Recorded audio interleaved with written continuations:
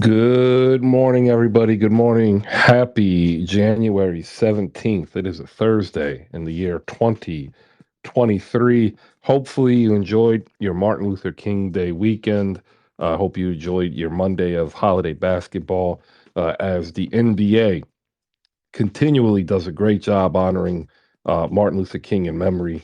Every team that played last night had their own special tribute in one way or the other. Shout out to the new NBA MVP big board. It'll be coming out momentarily. And shout out to anybody who's made their day, any part of their day, part of HoopSpaces, whether it's today, yesterday, 2 weeks ago, a year ago. Thank you. We wouldn't be here without you. Lots to get to: men's and women's college action, the NBA, and a joke about Tom Brady.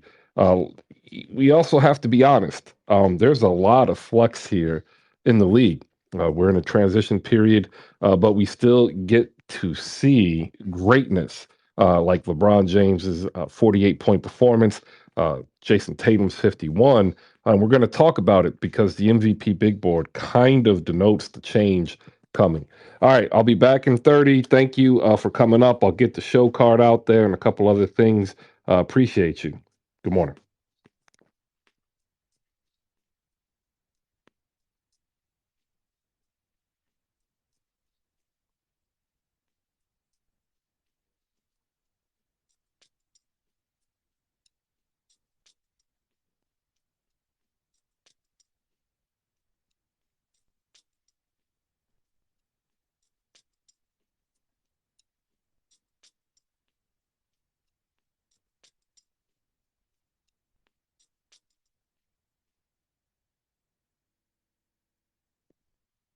All right, good morning, everybody. If you want to come on up, get the hands up. I'll be with you momentarily, finishing up some tweets here so we can go ahead and get the big board situated properly.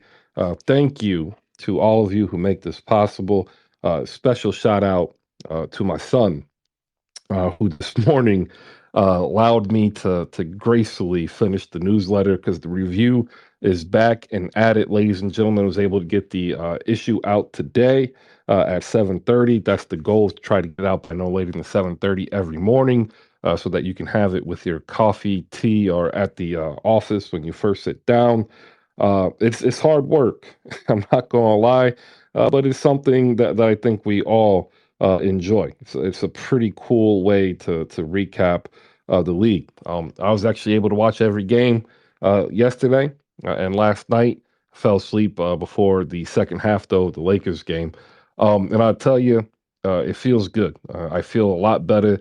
Still got a couple of weeks to go to get over this lung infection issue that I had after catching the flu, but we'll get there. All right. If you look up top, the show card is there. Also, the new, improved, updated big board is up there as well. I also get the review article out here. But we have JFK, Miami Heat in 5, episode two's recap up here as well. I'm super excited to have you guys and gals watch this, because this is part of the next step that we're going to push to towards the end of even the playoffs. Is we want to be able to get at least 30 teams represented by you, the fan, to get these great reaction videos, so we can get it on the Hoop Spaces YouTube channel, as well as the review. Which, if you have yet to subscribe, go ahead and do so. That is up there as well. If you read today's episode, you'll get a recap of all the games from last night, news and notes across the league, and the highlighting of content creators. So, if you are a passionate Knicks fan and you want to get in on this and you have 5 to 8 minutes, that's all you need. And we already have the format for you. All you have to do is reach out to Justin Patton, aka JP, the franchise, and we'll get you started. It's that simple. All right. So all four tweets are up. Do me the favor, look through them, like and retweet. Let's get the engagements up, because Twitter's changed. We understood that Twitter was going to change, but it's changed. The Twitter Blue entry into the field has already augmented people's engagement levels. If you pay for the Twitter Blue subscription, you are actually elevated in terms of visibility. I actually purchased it for December, and I said I'm going to see what it's like in January without it. I'll make my mind up. And I've come to the conclusion that I am more than likely going to have to spend the $11 a month to regain the same visibility that I had prior to the institution of Twitter Blue. That being said, Twitter is still going to be a heavy, means to communicate what we're going to be doing in the future. But I'm going to tell you, like, I've got a really good feeling after talking to a couple of people yesterday, informally, that the news, in fact, will come this week and will be positive in my favor. So I'm just going to go ahead and cross my fingers and wish myself luck, because I think as we all grow, we understand that some things may change, but some things that do change will still always have the core principles of how we built this community. All right. With that, we've got Joe the historian, aka EMS, here. We'll say good morning to him.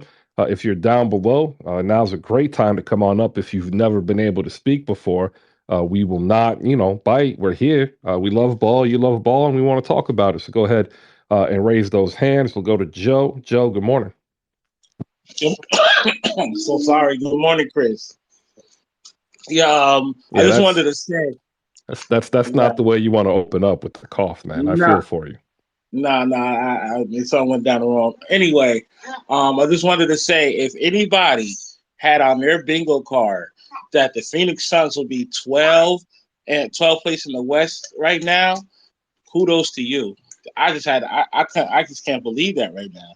So you know what? I got in an argument about that last night, right? And it was centered around like, okay, we've always said injuries are a part of the game. You got to deal with it, and the Phoenix Suns are dealing with it. But let's be honest, their collapse is really just because their best player and the player that is needed to run that offense is not been healthy since Christmas, and even before he had missed time before Christmas, and that is Devin Booker. In fact, shout out to Joe there, because I alluded to that in the review this morning. He has not played since Christmas Day.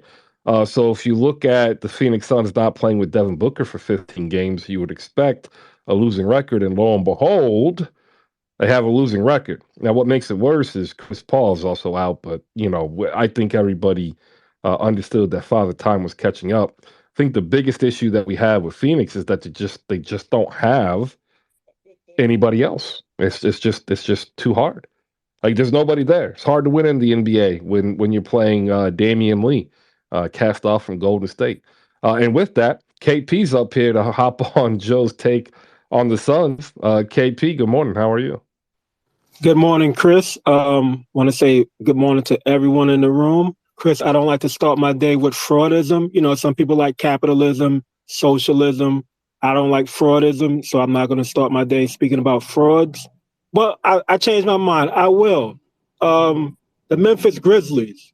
I got a prediction, Chris. It's a hot take hate. When the Memphis Grizzlies get bumped in the first round by the Los Angeles Lakers, please, somebody block me. Call Elon. Elon, call him. Tell him it's a fire hazard on the timeline. His name is KP, the executive hater. Needs to be stopped.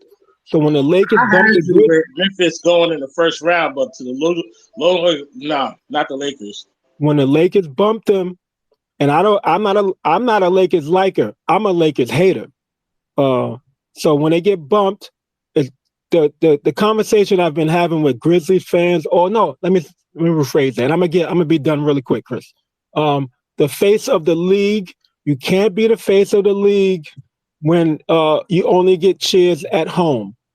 Can't do it. And people like, oh, it was a great dunk. I see what the league is trying to do when Ja had his little dunk that Westbrook has done, when Derrick Rose has done, when all these guys have done that same dumb dunk. Oh, look, it's going everywhere. It's going viral. Oh, put it up everywhere. Put it on the billboard. Oh, put it on the front page of the website. Oh my God, it's everywhere. I got 5 notifications for that dumbass dunk, Chris, on my phone. You know how many apps I had to block for that dumb dunk? And you know what happened after that? Quiet. When Steph goes to Washington, D.C., and it feels like a home game, that's the face of the league. And lastly, I seen 2 items on my timeline this morning: eggs and hot sauce. 2 of the most overrated items in this whole Western Hemisphere. Stop eating eggs and leave the hot sauce alone. I don't care what Beyonce said. We are not even really 5 minutes into the show, and we already have controversy.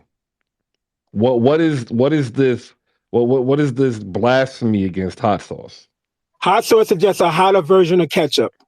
It's just a hot That that version of is ketchup. that is That's that it. is absolutely incorrect, sir. It's yellow. What was it? Red dye number 6 or red dye number 5, whatever. And No, it's a no, spicy no, ketchup. no, That's no. You all it could is. you could not be more further from the truth. It's Like, watered down hot no, water. if It's if hot. you if you If you said boil some water, barbecue sauce, you'd be right.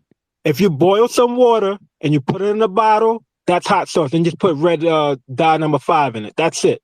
That you either have a weak tongue and cannot handle actual hot No, sauce. I've never had hot sauce, Chris. I've never had it in my life. And you That know that why? is Because that is I like good things. That's why I don't have hot sauce. I like that good is things. that is very concerning. Yeah, that is concerning, brother. Never had hot sauce.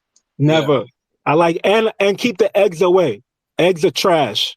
Just for a future reference You know and what? present reference. Eggs are 50-50, right? Like I'm kind of with you on the eggs. Like over hard, over medium, fried, all that. Yeah, I no thanks. But like if you get a good soft scrambled, or you get it over easy, like there's purposeful application for the egg. But Eggs are like Robert Ory. He sounds great. Like, oh, he got 7 chips. oh Yeah, yeah, that's okay, that's fine. fine. I, That's I, I fine. can That's I can cool. deal with that. My issue is you are complaining about hot sauce, yet you don't have hot sauce. So like you I like my life. undercut I like you good things. you undercut like your entire argument because hot I sauce never is I never not like commit ketchup. I never committed murder either. That don't mean I'm missing out on not murdering Well, somebody. I mean, we could actually argue about that, and that's a societal argument too, by the way. Um, in regards to hot sauce, it's not like ketchup because there's no tomatoes in hot sauce. That's why I said it's a lighter version. Red Well, dot number no, you 5. can't. You can't have a lighter version if the main ingredient isn't in it. Like it just doesn't I work that mean, way. it can. No, it doesn't. Like you But can't do that. I make the Hey, rules of my Chris. ketchup is tomato. I make the rules of my universe. I'm the variant here, sir. I can Well, make these that's rules not. This isn't your universe. on my This is phone. It is reality. on my phone. It's my universe. Chris, on my I phone. just want to say In this is this some show, it's reality, and hot sauce and ketchup have nothing in common. Chris. This is a great show. You come up here for NBA, and you get into a conversation about hot sauce. This is a great show. By the way, I make my own hot sauce from time to time. I don't. I don't suggest you do it unless you have good ventilation, or you're gonna do it in the garage or out on the deck. Because proper hot sauce will release capsaicin into the air, and you'll get it in your eyes, and it'll be real messed up. JFK episode 2 of Heat and Five. Well, I don't know if it's gonna be Heat and Five if they play like they did last night. They lose to Atlanta. JF, your video is outstanding. You are an alumnus now of the JP, the franchise reaction video school. Tell the people, what your thought of um, doing this was before you did it, and now after a couple of episodes, what you think now, because it's not hard, is it? Like a lot of people, it's mental because of the camera, but once you get into it, it's actually pretty easy. What do you got? Chris, I'm still, well, first of all, good morning, Chris. God damn, I was about to enter the room like I ain't brushed my teeth, but good There morning, you Chris. Good go. morning, everybody. First things first, Chris, that camera thing, I'm still getting used to it, Chris. I ain't gonna lie. The only time I really been on film is a highlight tape trying to get recruited, but that's literally it. I've always been the behind the scenes guy. A couple of reasons why I wanted to get into it, just because I love talking Miami Heat. I love HoopSpaces, and I think this is also a great opportunity for me to do what I love and also, have a little pathway that anything else I'm doing, I can plug in somewhere. So that's also one thing. And my main thing, Chris, is we had a conversation about a couple of weeks ago how we need to start purging out the media in the NBA for these different teams. You told me to come up with a spreadsheet, Chris, and I'm going to be honest, I don't know how to do that too well. So this is actually another option, is to get ahead of those media guys. Just because I just don't like them, and a lot of them are Heat fans. I don't know why they're Heat fans, Chris. I know why a lot of them came after LeBron or during LeBron, and it's okay. You can stay. We have room, but be positive. You know what I'm saying? We're a fairly young team. Again, we have a number 35 on our jersey, because this franchise is only 35 years old, Chris. So you gotta give us credit for having 3 rings. The ratio is there. So that's the main reason I'm doing. I'm Heat culture. I used to have a. It's kind of sad, but a little Dwayne Wade shrine when he came out with the Warriors one from Converse. Had his little training card, foam finger, jersey, the whole 9 yards. So yeah, I kind of live this, Chris. Even though I'm a football guy, it's kind of weird. So yeah, you guys can go ahead and catch my second episode. It's the Heat and Five reviews and recap, sponsored by HoopSpaces. I'm basically going over everything that happened last week. A lot of interesting topics, leading up to this week as well. And I will be dropping another episode. I'm gonna try to be a little bit more consistent because I know JP is doing a fabulous job helping me out and whatnot. So, last thing I just want to say, Chris, I do recommend, if you are that guy to talk about your team, I suggest you start doing reviews of your team and send it to JP. I think it's a good idea, Chris. I think it can blow up into something. Maybe even have a debate on Clubhouse or whatnot. But I think, if you're really that guy or that girl that you think you're that fan of that team that nobody else can talk about like your team that you can, yeah, go ahead and hit up JP and get your reaction videos out. Appreciate it, All Chris. Good morning. Hey JFK, can you put that in the jumbotron so I could follow you guys?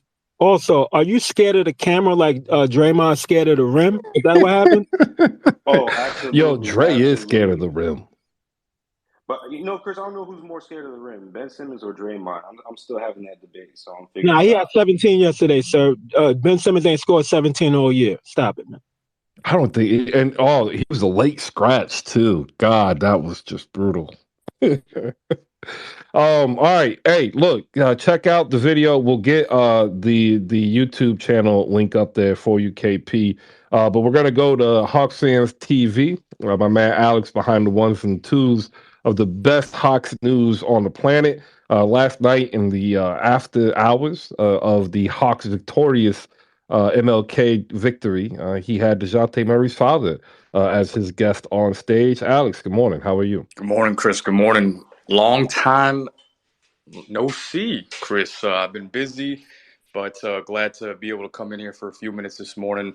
Happy MLK Day, or the day after, folks. As you guys know, the Hawks do not lose on MLK Day. It's just sacrilegious. So glad we got the dub, and our victims were the Heat last night. So we got up. We dominated them all game from start to finish, led the entire way. Tyler Hero, Max Struess, Gabe Vincent, they didn't know what to do trying to guard Trey, so they were in hell all night, had to foul them 24/7, but we still got the dub. And DJ Murray showing out as of late and showing why he was worth all those draft picks. So yeah, we on a little 3-game win streak, can't complain. 2 back-to-back road wins against the Raptors and Pacers, and then we took care of business at home against the Heat. So things are trending upwards, y'all. We're back at 500 with a lot of season left to go. And last thing I'm going to say is I saw that little clip of Scotty Barnes and Quentin Grimes going at it. And I just got to say that's like the equivalent of Patrick Beverly going against Reggie Bullock. Thank you, guys. Yeah, Oh, Chris, man. I just want to say I was going to come up here and slander a couple people, but I'm not going to do it since they played on MLK Day, so There I'm going you to leave that go. one alone. I tell you, Alex, man, I miss the energy you have when the Hawks are winning. And there are people down below already asking, Where are you when they aren't? Because we've missed you when they've been losing. So what is good in the world of Hawkdom is what we need to know. We got Nate McMillan on a hot seat, John Collins, and more trade rumors, and a whole bunch of other questions to have. We'll get to you in a second after we say good morning to Jay the Wakandan. Jay, good morning. Morning, everybody. Um, Jackson State women got back on the winning horse. Shout out to the Prairie View Lady Panthers for ending our 34 game conference win streak. Um, it was a good MLK day. Taylor Jenkins is actually running some Spanish pick and roll in spurts. I see it. I'm appreciative. We just got to get Brandon Clark to take that open elbow jumper more often because I like it. I like what he can do for the offense. But we desperately need to see Asante JJJ pairing, who's also the DPOY. And I would like to ask Alex, do you still think Trey and John Collins is a better duo than Ja and Jaren Jackson Jr.? Because I told you they weren't last year. Thank you. Oh man, it's on, and right now it doesn't seem as though they are. Seems that Memphis does have a leg up on Atlanta. No top 25 women's action last night. There was about 15 to 20 games though across the spread. Men's action yesterday, however, Purdue outlast Michigan State. A very close game, 64-63. Purdue's now ranked third in the league at 17-1. Their main player, Zach Edey, 32-17. Miami rebounds and beat Syracuse 82-78. College of Charleston, we're going to be talking about them because they're pretty much not going to lose, I don't think, for the rest of the year. 82-54 over William and Mary. And Florida Atlantic, the Owls, in top 25 action. They are ranked 24th at 17-1, defeated Western Kentucky and Bowling Green 76-62. Your top 25 scores from yesterday. Your senior circuit, the NBA, on MLK Day had a whole rack of games. All of them were actually fairly entertaining, even at times, parts of the Lakers and Rockets game. Celtics 130-118 over the Hornets. Jason Tatum 51-9. Mason Plumlee 19-12 and 7 assists, firmly on the trade block. The Bucks beat the Pacers without Giannis. He's out. He's been out for 3 days. 132-119. Chris Middleton also out. TJ McConnell off the bench had 29-9. Drew Holiday in the win had 35-11. Tyrese Halliburton did not play in that game as well. Andrew Nimhard got the start. Cavs beat the Pelicans 113-103. Jonas Valanciunas 22-13. Darius Garland 30-11. Raptors over the Knicks in overtime 123-121. Fred VanVleet 33-8. Julius Randle 21-15-8. And ladies and gentlemen, Julius Randle made his debut on the HoopSpaces MVP big board. We'll get into that a little bit later. RJ Barrett 32 points in the loss. Golden State Warriors 127-118 over the Wizards. They're now back to 500 and starting to win on the road. Jordan Poole 32, Steph Curry 41. Kristaps Porzingis 32 points in the loss. Also, you have Kyle Kuzma 16 points. Kyle Kuzma also in a bevy of trade rumors, including one that I heard to the Atlanta Hawks, who defeated the Miami Heat 121-113. DeJounte Murray scores 12 points in the fourth quarter to finish with 28-7. Jimmy Butler, 34 in the loss. The Jazz beat Minnesota. And to make things worse, one of the players they traded away with 4 draft picks, Walker Kessler, had 20 points and 21 rebounds, while Rudy Gobert played in 4 minutes before he had to sit to a groin injury. 136-106, almost said Vancouver. The Memphis Grizzlies over the Rio Grande Viper, whatever their G League team is. It was bad. 106, Mikal Bridges 21. It's just hard to win when you're counting on the likes of Damian Lee and Dwayne Washington, Torrey Craig for major minutes. Desmond Bain getting back into form. Man, 29 for Ja, 28 for Desmond Bain. And the Lakers use a turn back the clock performance by LeBron James, 48, 8, and 9, to defeat the upstart Houston Rockets behind Alperen Sengun, who has the craziest box score of the night. Um, there was a point in time, and this was like real early in the game. I put a tweet out there. Alperen Sengun had more made baskets than all four starters combined. At the time I put that out there, he was 13 for 16. He had only played in 23 minutes of basketball. In the remaining 14 minutes he played, he went 1 for 1. That is right. He went 1 for 1 after going 13 for 16. 33 point, 15 board double double with 6 assists and 4 blocks. Um, the Rockets are going to have a hard decision to make this offseason, centered around Jalen Green, who seems to have kind of regressed. And this isn't anything in terms of development of skill, but just regressed in a simple offense that has not really pushed the team forward. We'll get into that a little bit with E.K. Johnson. All right, there you go, ladies and gentlemen. Your scores from yesterday's action for Martin Luther King Day. LeBron James had 48. Only Patrick Beverley on the starting unit scored in double figures, other than LBJ. Russell Westbrook with 24 off the bench.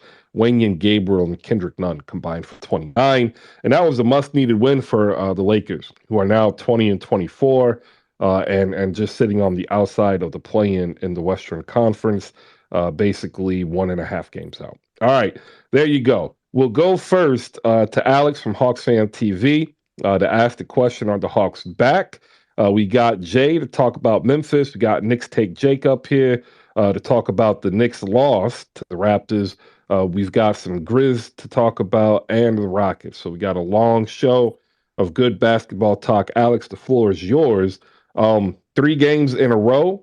Trey starting to shoot a little bit better, but more importantly, it seems as though the communication that seemed to have been broken down in the first half of the season looks to be much better, and that's how I see the Hawks turning it around. But what are your thoughts, and what are you hearing as you get more access to players and people around them? Yeah, no, Trey Young, after a slow start, he's actually played back to his normal kind of all NBA levels for his last, I want to say, 11 games now. He's been shooting over 40% from three at high volume, about 48% from the field, and averaging, damn near 30 and 11. So he's back. I'm not worried about it. DeJounte Murray's looking like he's starting to mesh and build that chemistry with the team. And yeah, I mean, the team right now, we've gotten some good wins in a row, but we got to wait and see. We got to wait and see how we look against the Mavs on Wednesday and see if we can, amass a longer win streak than just 3 games. I think if we can win maybe 5 or 6 in a row, then I'll start being a little bit more optimistic, because we've seen this from the Hawks in the past where they can win 2, 3 games in a row, and then we'll lose 2, 3, 4 games in a row. So we'll see. But, it's been encouraging to see this team. The defense is looking night and day from earlier this season to where it's at now. Everyone's getting involved. It looks like Trey's starting to buy in on the defensive side.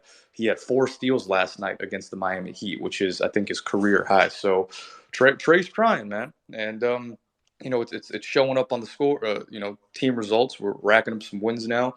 And I think if everyone can buy into the team defense and just keep moving the ball, I think this team can start winning a lot of games. So, yeah, man, I'm looking forward to it. We got a big one on primetime against Luka and the Mavs, and we'll see what the results are. All right, so you guys are sitting there, 22 and 22. What do you think the end season record is going to be, and what seeding do you think you'll have? Oof, that's tough. So the Hawks, historically, at least for the past 3 seasons now, they've always starting off slow and they've gotten hot in the second half. We saw it dating back to 2021 when we made the Eastern Conference Finals. Then last year, we started off really slow and then racked up a lot of wins towards the end of the season to make the 8th seed after we were like the 12th or 13th seed at majority parts of the season last year.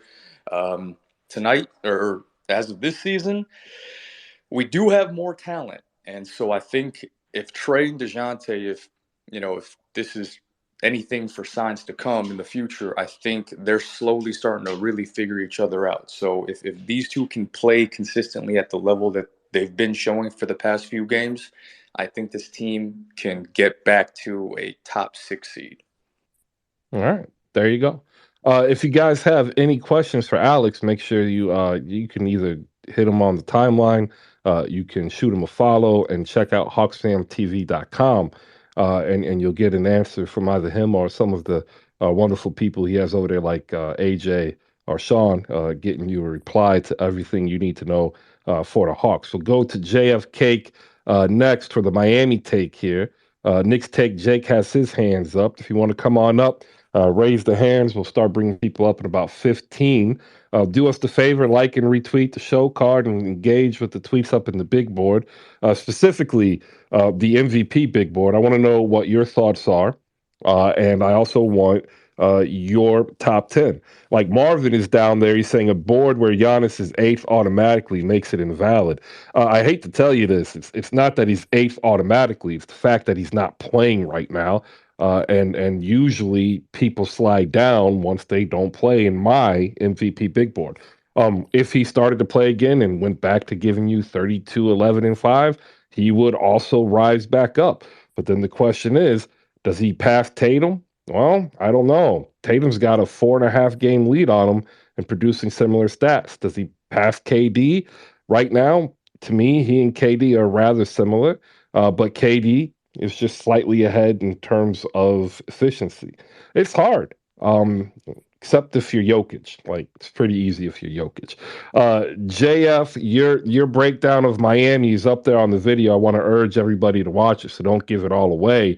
But anything you want to add in from yesterday's game, go ahead. Then we'll head over to Knicks Take Jake and get anybody else's thoughts here on the Hawks and Heat.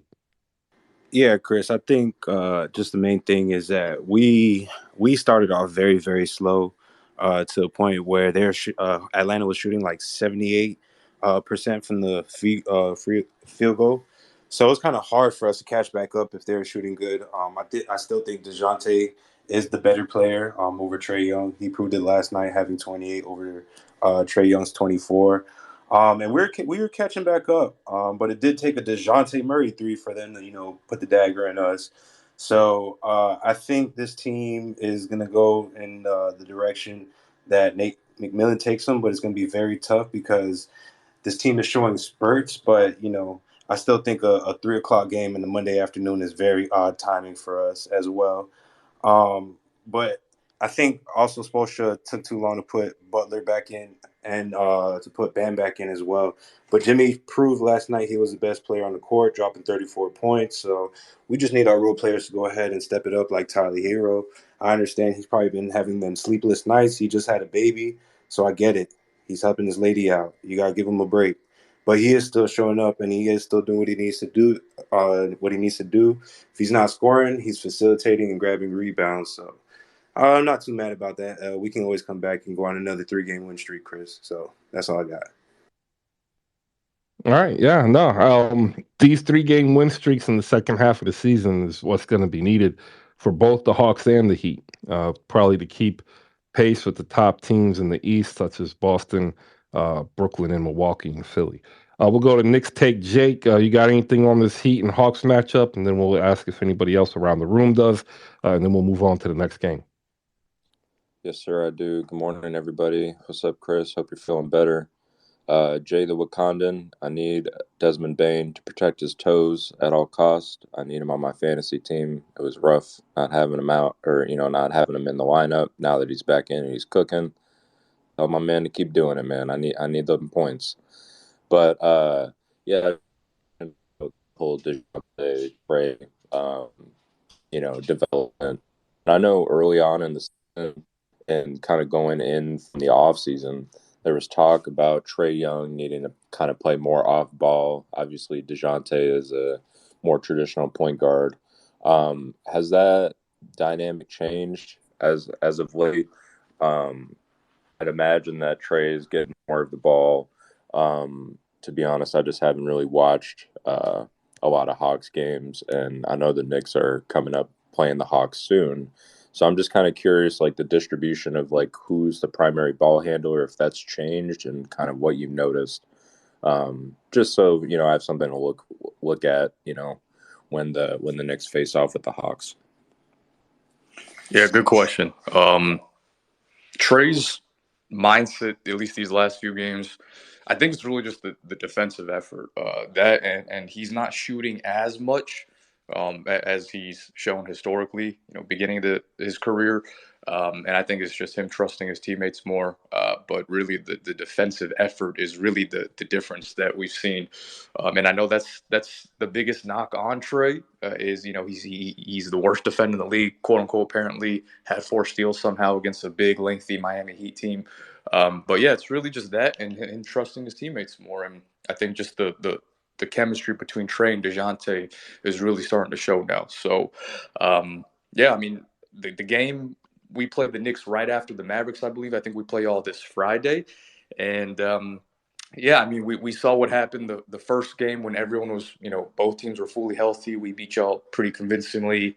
Then the second game, RJ Barrett just nonchalantly puts his right ankle out, and DeJounte Murray hurts his ankle, unfortunately. So he has to leave that game, and y'all won. So it's going to be an exciting game to see, both teams basically at full strength again, and we'll see who comes out with the dub. The Knicks have been playing really well as of late, and we'll see. So it should be a good game. Also, Trae Young has a higher true shooting percentage than John Moran. Just want to throw that out there. But he doesn't have the dunk. Exactly. He can't jump as high, though. But he gets more points and assists. He can't win as much Not a either. lengthy team. He can't win as much either. Oh, man, Alex, I missed you, man. I hope everything is going well. I really do. Hey, 2023, we up, man. Big year. Hopefully you guys have a good New Year's, and 2023, bless up, everyone. Appreciate y'all. Yeah, I am hoping to do that as well, as 2023 seems to be a good year as any to be better than you were the year prior, unless you are the Toronto Raptors, who beat the New York Knicks yesterday, 123-121 in overtime, yet still managed to make Julius Randle look like an all NBA player. RJ Barrett went off for 32, but not all is bad news. An ugly win is still a win, and it's definitely likened by the Raptors, who needed it very much so. Fred VanVleet, 33-8, 21-15-8 for the Julius Randle-led New York Knicks. We will go ahead and go to Nick Take Jake. I see Bonkai down there. If you are a Raptors fan, come on up as well to get your take in here. And then both of y'all will be ridiculed by JFK and Jay the Wakandan for no reason other than the fact that it's the Raptors and Knicks. And right now, that is the rivalry that is making us most entertained. Nick, take Jake. Go ahead. Your team lost, but a couple of bright points. Julius Randle is still looking superb in the last couple of weeks. He's maintaining that play. RJ's looking healthy, and he's actually looking as though the time away due to injury has kind of locked him into his game.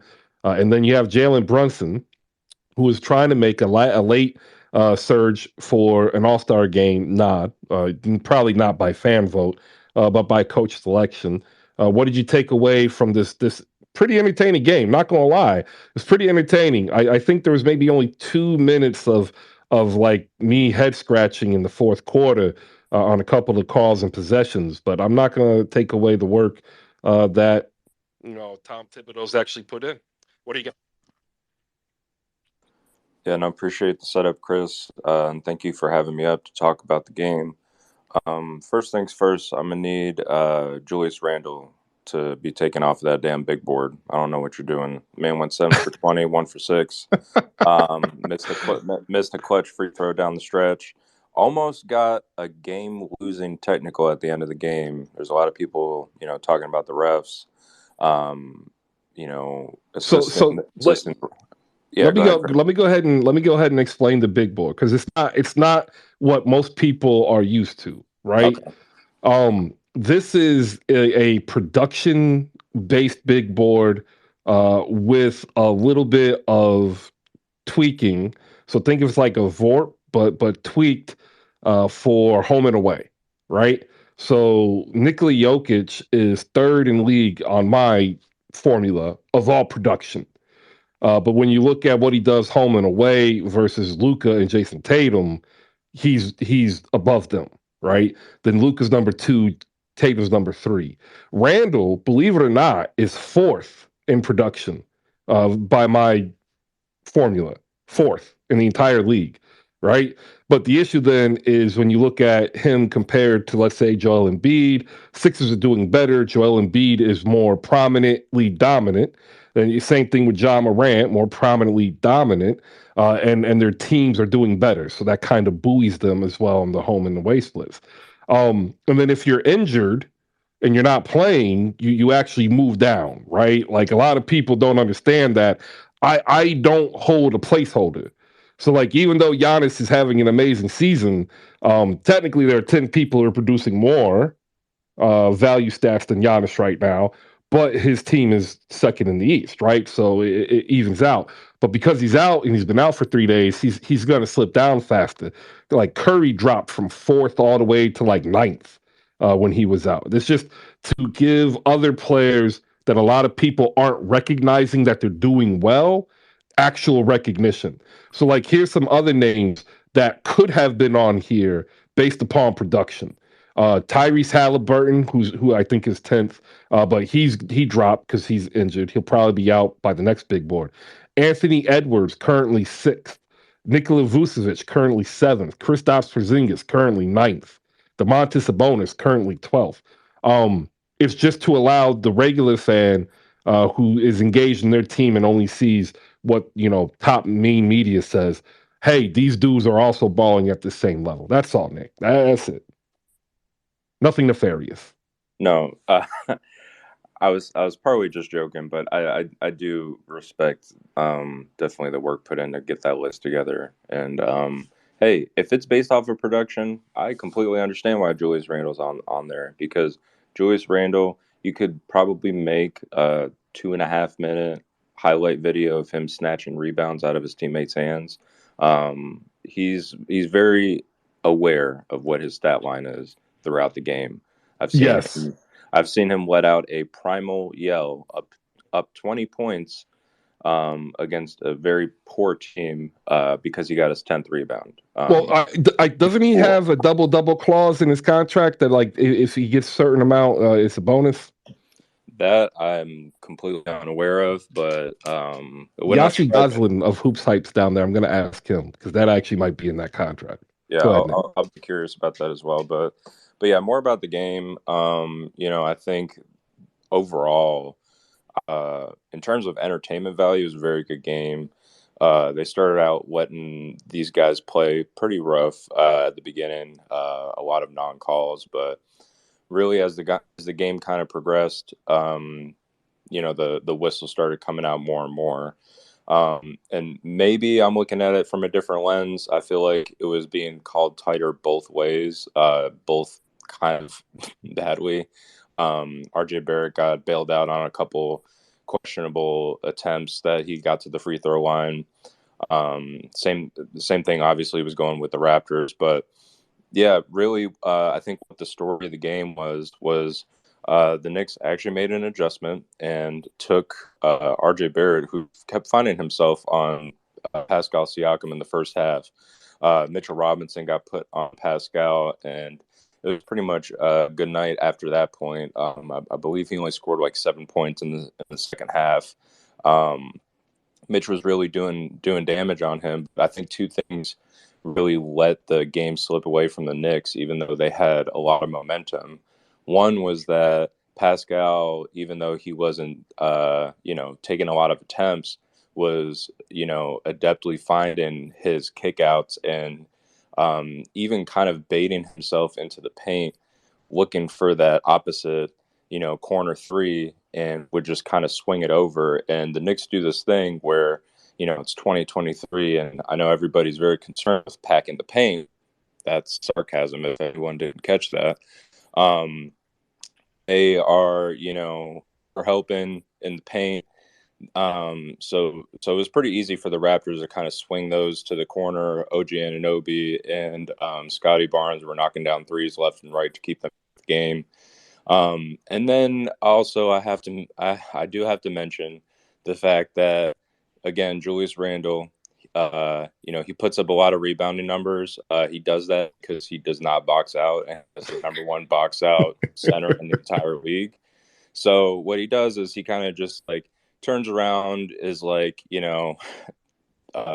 predator, heat seeking, looking for that rebound, and he goes and snatches it. But the Raptors are a very good rebounding team. All of them were crashing the boards last night. So Oh, but you out rebounded them like 54-42.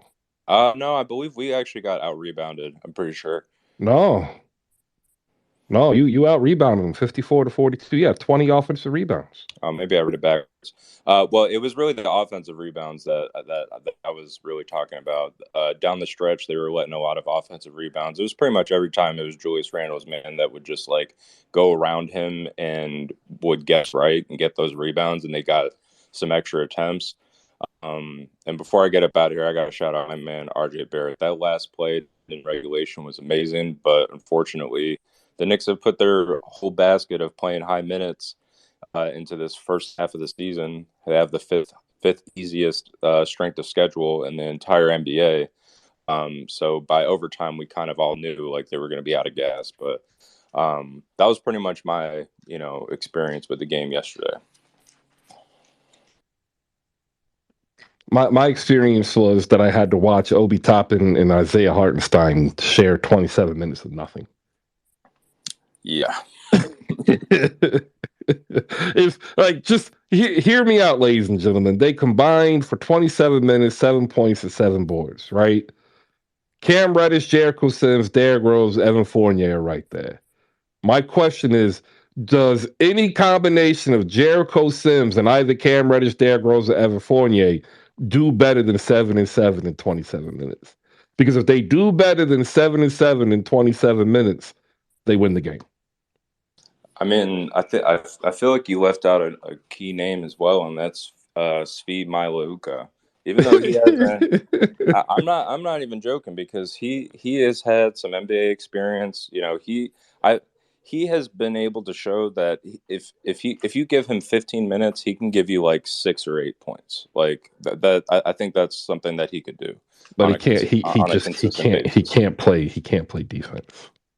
He actually had a disgusting block at the rim on Mitchell Robinson like 2 years ago. So I'm willing to find out. I haven't seen him play defense, obviously, on a consistent basis, because he only comes in when we're up 40. Oh, go check him out at Kansas, man.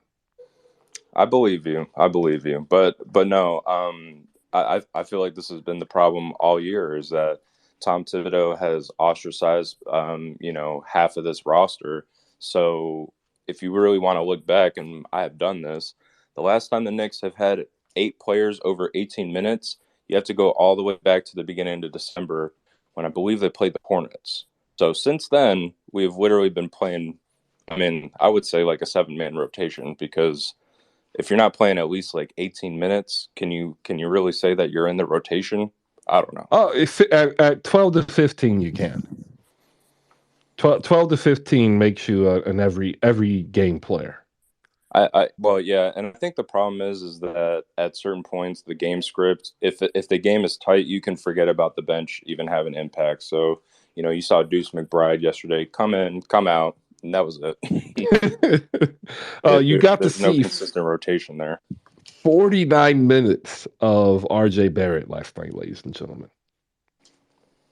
49 minutes. How many minutes were in the game total, you might wonder? Not 49, but I think it's only, 53? Yeah, 53, 48 plus 5. This was RJ's how many game back from injury? Third or fourth? Yeah. 49 minutes. Yeah. Mm-hmm. Yeah. That's Thibodeau going full Thibodeau. The first game back, he played 42. And what makes it worse is like they never corrected his 3-point shot. He was 2 for 9. And by the way, like, New York shot 29 from deep, y'all. This game should have been over. Um, but it is what it is. We'll go next to Breeze. We'll get Breeze taken here. Breeze, what are your thoughts on last night's game? There's some Raptors fans down below not able to talk, but let me tell you, that might be a good thing for Knicks fans because they might not want to hear the hilarity that ensued from last night. Shout out to Raptors Live TV. Shout out Nelly J and Fahim for the win. You can catch them post game with the Raptors Live TV spaces. It was actually a lively accord last night. I was able to listen to about a half hour of it in my son's swimming practice. So that was pretty dope. We'll go to Breeze. Breeze, your thoughts here on RJ Barrett playing 49 minutes and the Knicks losing? I mean, I told you I haven't been. I've been giving them little tests for me to get back to my emotional invested fanhood. They fail the test every time, so I'm still in the middle, Chris. So losses like that don't hurt me. The team still finding ways to close games at the end of the day. We having a lot more of these closing games if we're gonna make the playoffs that we have no experience in high leverage moments, so they need to learn from these type of games. For the RJ Barrett thing, I have a theory that a lot it's not a necessary evil, but it is an evil. I don't think we don't have like low we don't have high efficiency players. So usually minutes are the direct correlation of players having good games. We don't have microwave dudes that you could give them 15 minutes and they'll give you like 15 points. I think all of our players need to they'll either start off cold and they need the minutes to then warm up, or they'll start off hot and then too much minutes or cool them off type thing. So it's I don't know the once we move from Tom Thibodeau, at some point, I think we'll I can't really judge the team, man. I really can't, because it's like I know he's putting a cap on a lot of things, and yesterday was strictly one of after we fumbled the bag with the free throws, the whole overtime they were fucking doubling Scotty Barnes for what? Well, he was cooking y'all. No. Everybody else was cooking us at overtime because there was wide open corner threes because you're doubling Scotty Barnes. Well, no, what I'm saying is he was in the fourth. So then come overtime, Tibbs said we need to stop the hottest dude. What is cooking, Chris? What is cooking? 4 offensive rebounds and a couple of putbacks and an assist and a dunk. That's not. Or no, not a dunk, a corner three. That's not really cooking in my book. Well, we got two. You see, look, man, like I don't know, karma kind of got you on that one. Yeah, we'll wait for him to come back from the phone call he obviously got, because that's a phone call. Yeah. Shout out Breeze, man. Breeze the homie. Like, there he is. He's coming back. Well, I never understood why teams do that. Connectman Miller do that sometimes. Like, we'll have like players that'll be struggling, and then you'll have somebody on the bench, and you'll be like, why is he not putting this guy in? You mean to tell me, like you said, Cam Reddish, like Derrick Rose, one of them can't get you like 5 to 7 to 10 points a game? Like, somebody should be able to come off that bench and help. If I could take that, here's the problem. Derrick Rose has shown that he's lost maybe 3 steps. He's not even lost a step. He's lost a few steps. So I don't think Tom Thibodeau really trusts Derrick Rose anymore. The Cam Reddish situation, you're gonna have to tune into a Knicks space to get the whole story. But yeah, just trust me, he ain't playing. This is my problem. He might have lost 2 or 3 or even 5 steps. Y'all had 1 assist off the bench. The Knicks are a horrible assist team to begin with, because all we do is run isolation and really run any set plays. So all right, so you and Breeze are not allowed to answer this trivia question. Ladies and gentlemen, I just told you that the New York Knicks had 1 assist off the bench.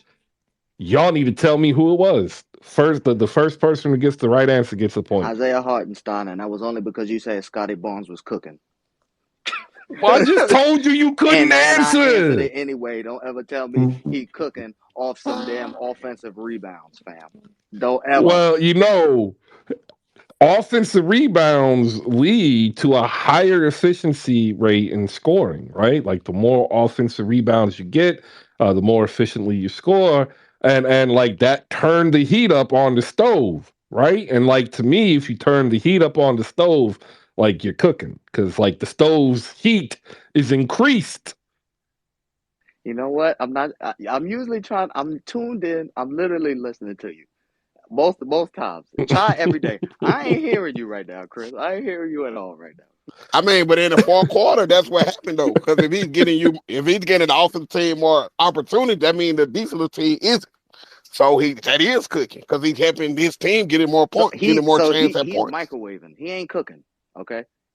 Okay, all right. He microwaves him. Speaking of microwaving, the microwave player for the Knicks is Emmanuel Quickly, and it seems as though he's regressed back to shooting guard. I don't think that's really good long term. Just throwing that out there. The problem with Emmanuel quickly is you either got the high speed, high power microwave that cook your shit in about 30 seconds and it's like molten lava, or you accidentally put tin foil on that thing and the sparks are flying. Sparks flew. Mixed bag last night. 14 points off the bench, 7 for 7. He's not the fastest player in the league, but he's fast. And I think he actually does a really good job controlling his center of gravity, and he's able to get to the line. The issue that I've always had is that leaning shot. Like I'm 40 and out of shape, and I don't lean for my shot. Drives me crazy. Shout out down below. I'm gonna hit this button. We're gonna do our first read, ladies and gentlemen. We are brought to you in season 2 by slamgoods.com. You can head over to slamgoods.com and express your fandom for the game that we love and support them and support us by purchasing a Funko Pop bobblehead, a digital subscription, even a t-shirt that's on sale. And you can use promo code HoopSpaces and save an additional 15% off of your entire purchase. Make sure you check out the pickup card game, collectible trading card game by GameFlow. It's actually really cool. My son and I played it yesterday while we had the game on before swimming practice, and it's just really about having fun based on basketball.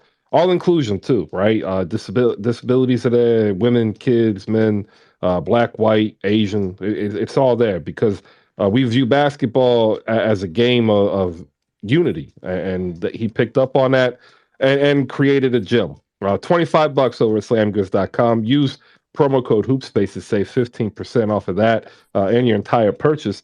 Also, if you ever miss any of our shows, we are on YouTube. We'll have our YouTube channel. I need to do a better job of putting it up there. You can catch the entire show in its entirety unedited, so you can get all the context, and you can make your own decisions if anything's ever, crazily said or done. Powered by audiolabs.io, giving creators power to repurpose their content. Also, with Playback TV, we'll be getting back into that as I'm getting a little bit better and I feel as though I can stay up and watch games and actually talk. All right. Still waiting on some potential big news. But like several of you have reached out before in the past, and a couple have actually reached out this week in regards to podcasting. Like we don't have a quote Hoop Spaces podcast because we have this daily show, and like it's 3 hours where we're talking basketball. So like time wise, it's kind of hard to fit it in, and content wise to add stuff we haven't already talked about. But if everything does go right, and I think it will, we'll be looking at adding a standalone podcast. So make sure you keep a lookout on that because it'll be attached to the Substack. So if you haven't subscribed yet, you can. All you have to do is click on it, and it's totally free for the daily newsletter. Uh, we'll probably add the video content there as well for founding members if you want to be able to support us at that level, where you can get a guaranteed episode of just you and myself talking anything you want to talk about in the world of basketball. And we'll get that up and running as well. Next week, we get to look forward to the likings of E.K. Johnson and Evan Moore. EK's up on stage and Evan is down below. They've reached out before, and I told them at the beginning of the calendar year I'll be ready. I told them that next week is the time for written work that we'll be able to submit to the website and also add to the newsletter. So now, not only will you be getting the recaps, you're going to start hearing from the voices that take part in this community. And if you ever have interest in sharing, all you have to do is reach out and see what we can do. With that, though, we're going to go to EK next. EK Johnston, ladies and gentlemen, is going to give you some NCAA men's and women's news via the website and the newsletter, as well as complain about his Houston Rockets, who lost last night to the Los Angeles Lakers as LeBron James beat Father Time, dropping 48 points on them. The only bright spot, Alperen Sengun. We talked about it briefly earlier. He was at one point 13 for 16, had more made field goals than every starter on Houston combined, and yet somehow finished with only 17 shots after taking 16, essentially, in the first half. EK, go ahead and break this down for us. How you doing? And go ahead and give us any college tidbits you want to. And then after this, ladies and gentlemen, we're going to talk some Grizzlies and the Suns.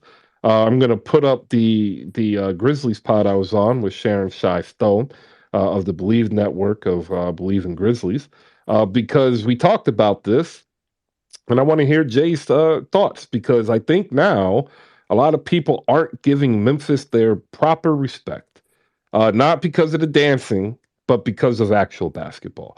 EK, good morning. How are you? I'm doing well, Chris. How are you? Can you hear me okay? We can hear you great, and I am doing well. Thank you for asking. Wonderful. Wonderful, wonderful. Yeah, so before we get into the Rockets, I wanted to shout out two freshmen in college basketball. Obviously, Brandon Miller, who I think over the weekend has vaulted himself to top 10, possibly even top five draft status in the NBA. That's how good he is. The way he's able to score off of variations of like same pick and roll sets and pin downs in the corner and cross pin that, like, he has an already made NBA game in a college system. And you can tell that, the Crimson Tide have really fashioned their offense around allowing him to flourish and allowing him to have space to create. So I don't think he's going to be there any longer than 1 year, and he shouldn't be because he's really, really good. And also Tanai Latson, I hope I'm pronouncing that correctly, of the Florida State Seminoles. Right now, she's averaging 24.3 points per game, and she's a freshman. And she really, really did well over the weekend, and she's been pretty much been putting herself on the map as of late. The Florida State has been doing pretty well as of late. And also another guy that people should look out for, Detroit Mercy's Antoine Davis. He had a game over the weekend where he had 11 threes. And to me, he's this generation's CJ McCollum. I say this generation because this generation's version of Hoopers are very long, slender, and sort of lanky. And he's like that, but he has the counters of CJ, and he plays the way CJ played when he was at Lehigh. And if Detroit Mercy ever gets good and ends up playing against a Power Five team or a top team, they got to look out for him because he may put buckets on whatever top team they play. Okay, now that we got that out of the way, I wanted to talk about the Houston Rockets in depth because I was very, very pleased by what I saw last night. First of all, we got to go back again. So we played the Clippers right before we played the Lakers. And in that game, Chris, do you know who got the most minutes for the Houston Rockets when we played the Clippers? Just guess. Eric Gordon. Not even close. It was the guy. It was the guy that I said is worth a Xerox printer. And his name is Deshaun Nix. He had 37 minutes, if you can believe it, against the LA Clippers, where he recorded 1 point, 2 rebounds, and 4 turnovers. That is the first time in NBA history a guard who has had more than 35 minutes has had more turnover, has recorded 1 point, no rebounds, I think he had 2 assists and 4 turnovers. First time in NBA history. I've been saying it. He's cooked. People looked at me like, "Why are you being so mean?"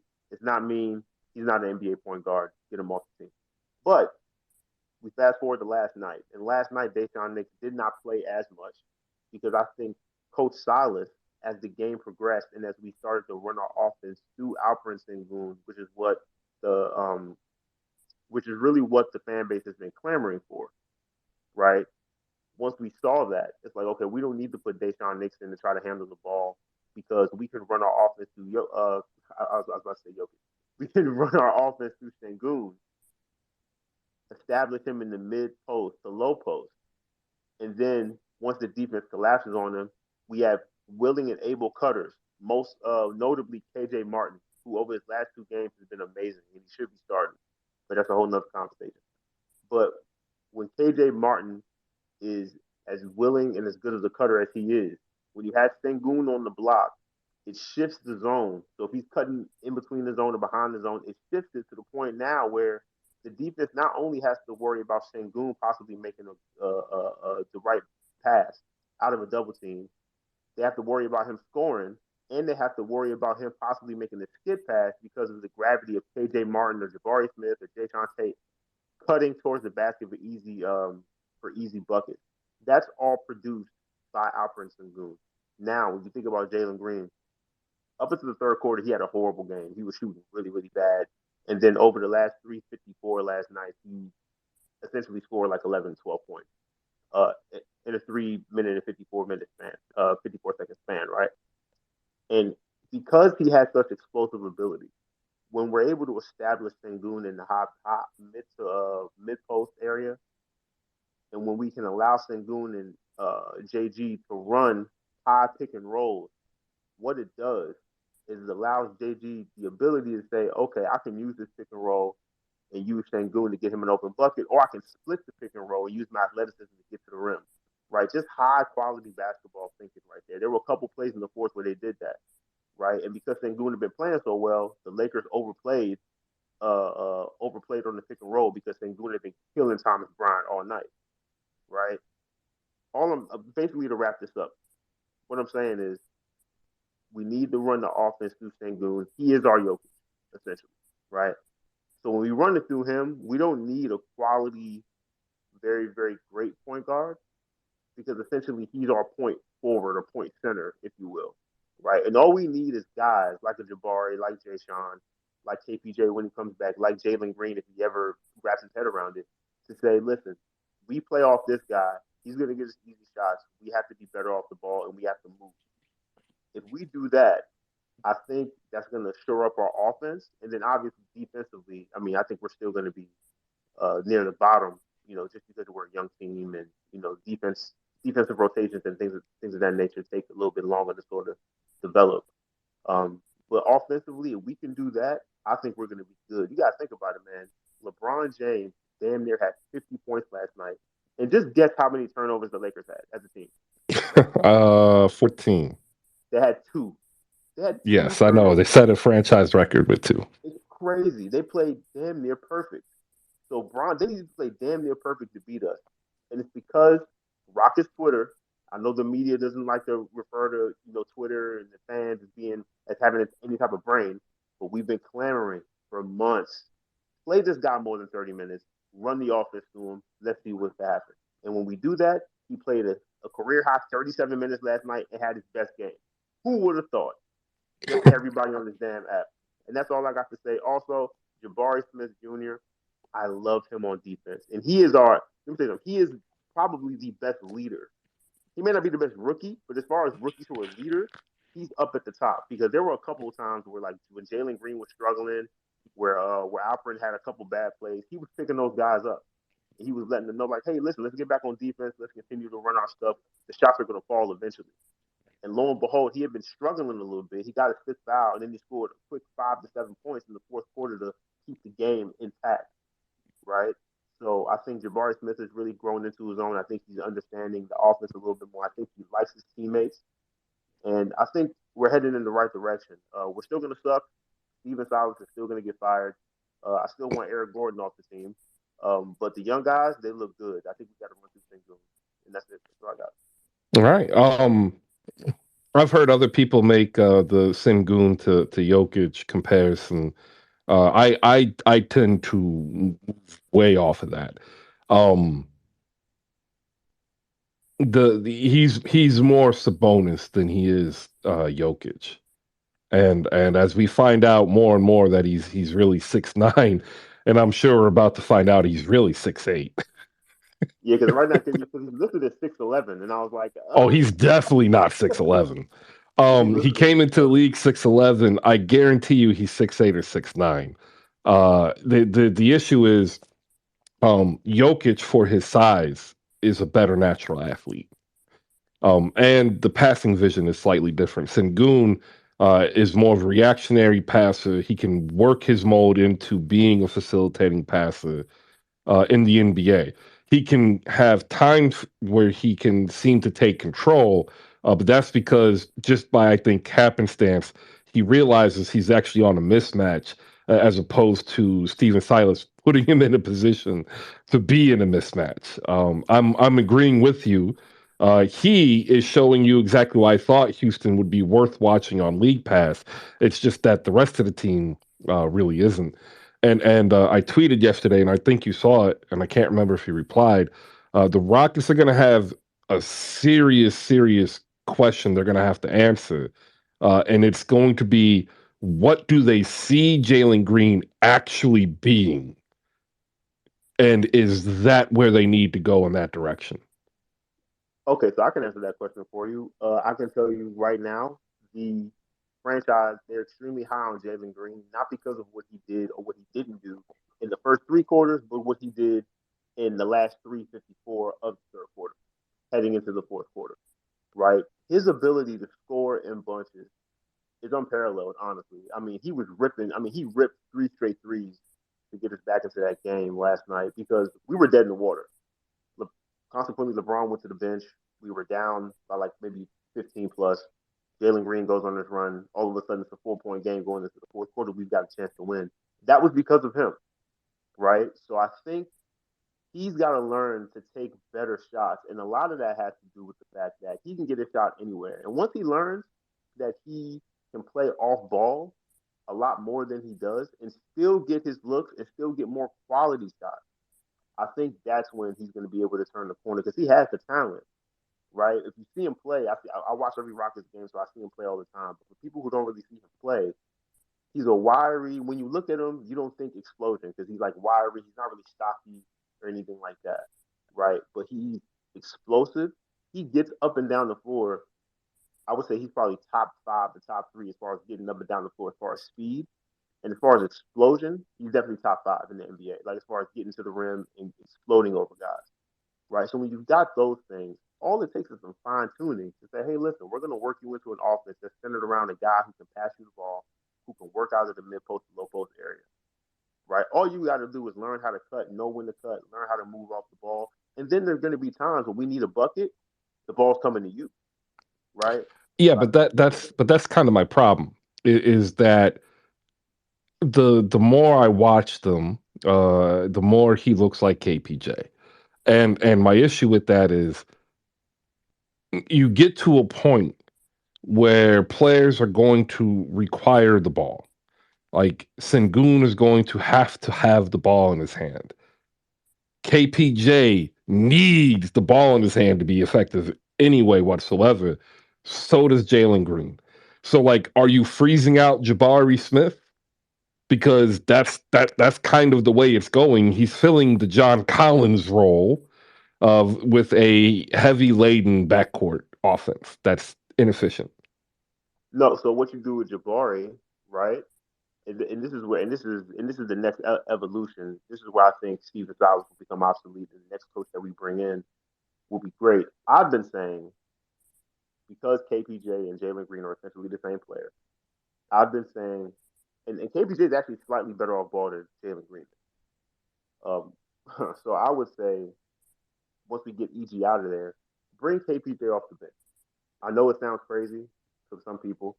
The reason why I'm saying that is because if you can stagger JG's and KPJ's minutes and bring KPJ in that rush like role that the Lakers have had him in, right? It's Yeah, going to allow him to run that yeah. unit. Come on now.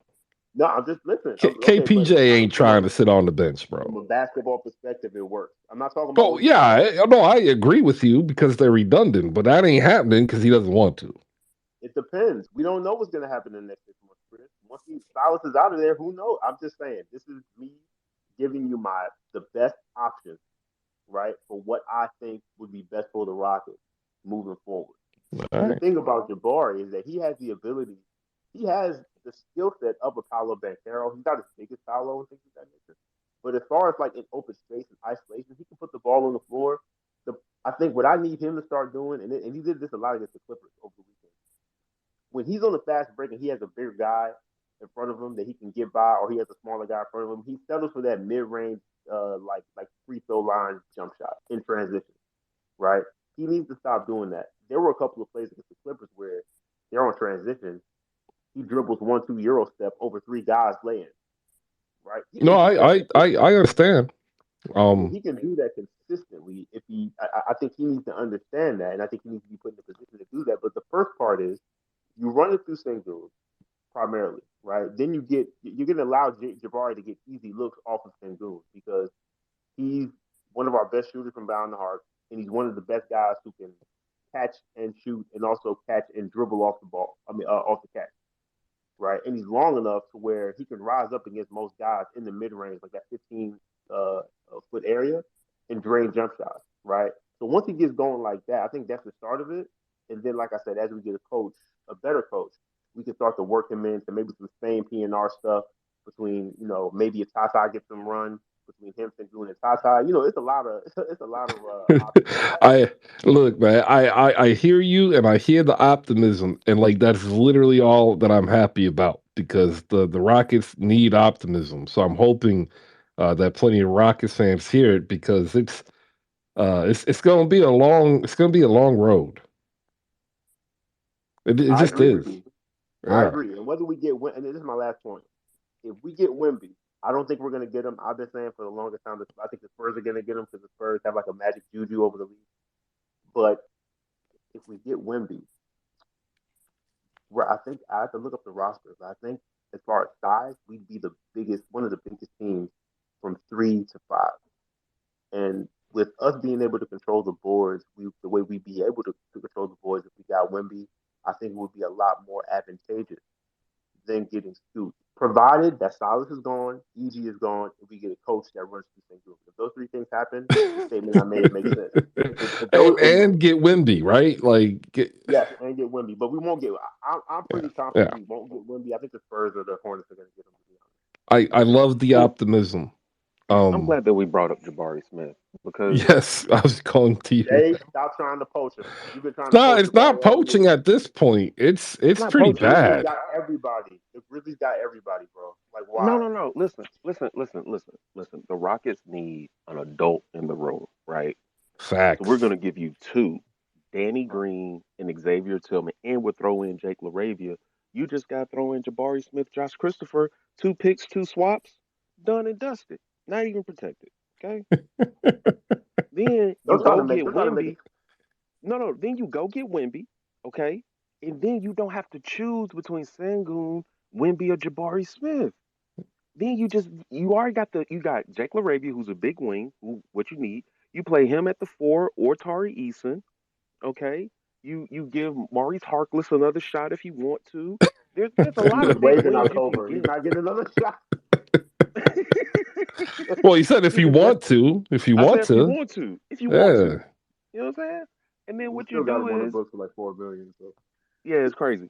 Um, and then you know what I'm saying, if you want to go get like a Robert Covington later or somebody like that, I'm sure Chris would love to trade you PJ Tucker.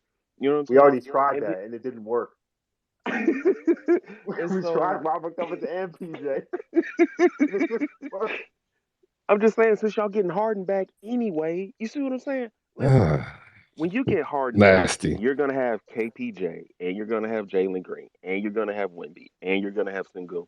Jabari Smith is never gonna know what the ball smells like, so you might as well just trade him now, get the extra picks, so then you can just remake the roster with the veteran leadership Well, see of what Xavier what Tillman you We're not and going to should Danny get do. Harden, Green. first of all. See, what you should do is trade Jabari Smith and Eric Gordon to the Sixers to get James Harden and 2 first-round draft picks. Oh, we're not going to do that because we could trade Eric Gordon to the Lakers for Pat Bev and Kendrick Nunn, who both have 1 year deals that are up after the season. We could Yeah, do but that. Harden has a 1-1, and he's Yeah, not going to resign yeah. How do you know he won't resign? because he's not. He's already said he's likely not. He's going to go in and do these straight 1-year deals to get more if, leverage and if extend Glenn his Rivers career. does what he's supposed to do, and he's really a great coach, then that gravity will say, you know what, maybe I should reconsider and be here long term because Glenn Rivers is so great. Well, see, the funny part about it is in this transaction, Glenn actually comes to Houston to save the franchise from Tim Fertitta. All right, we got Jay the Wakandan up here to talk some Grizzlies and Suns. As I was able to get a Doc Rivers to Houston and Tim Fertitta zinger in there. Jay, a 136-106 drubbing of the Phoenix Suns. We asked the question: is Phoenix cooked? Go ahead and break down this game and what you saw because it was ugly. Um, I know Phoenix fans will say that they did not have Chris Paul, they did not have Devin Booker, and they did not have Cam Johnson, and I completely understand that. But you didn't lose; you got boat raced, but you were competitive for 2 quarters of basketball. And then in the third quarter, the Grizzlies decided to put on their big boy pants and to just grab the game by the neck. Um,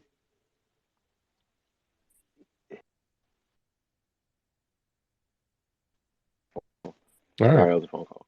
All right. What I don't understand about the Suns is that DeAndre Ayton told you he didn't want to be there. This is somebody who went to high school in Arizona, went to college in Arizona, and was drafted 1-1 overall by the professional basketball team that currently resides in Phoenix, Arizona. And he chose Indiana. Okay. And I don't know if you've ever experienced a winter in Indiana.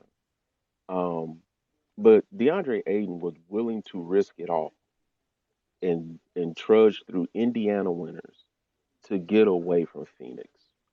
And Phoenix said, nope. Hey, Indiana winters aren't bad; they're just cold. Yeah, as a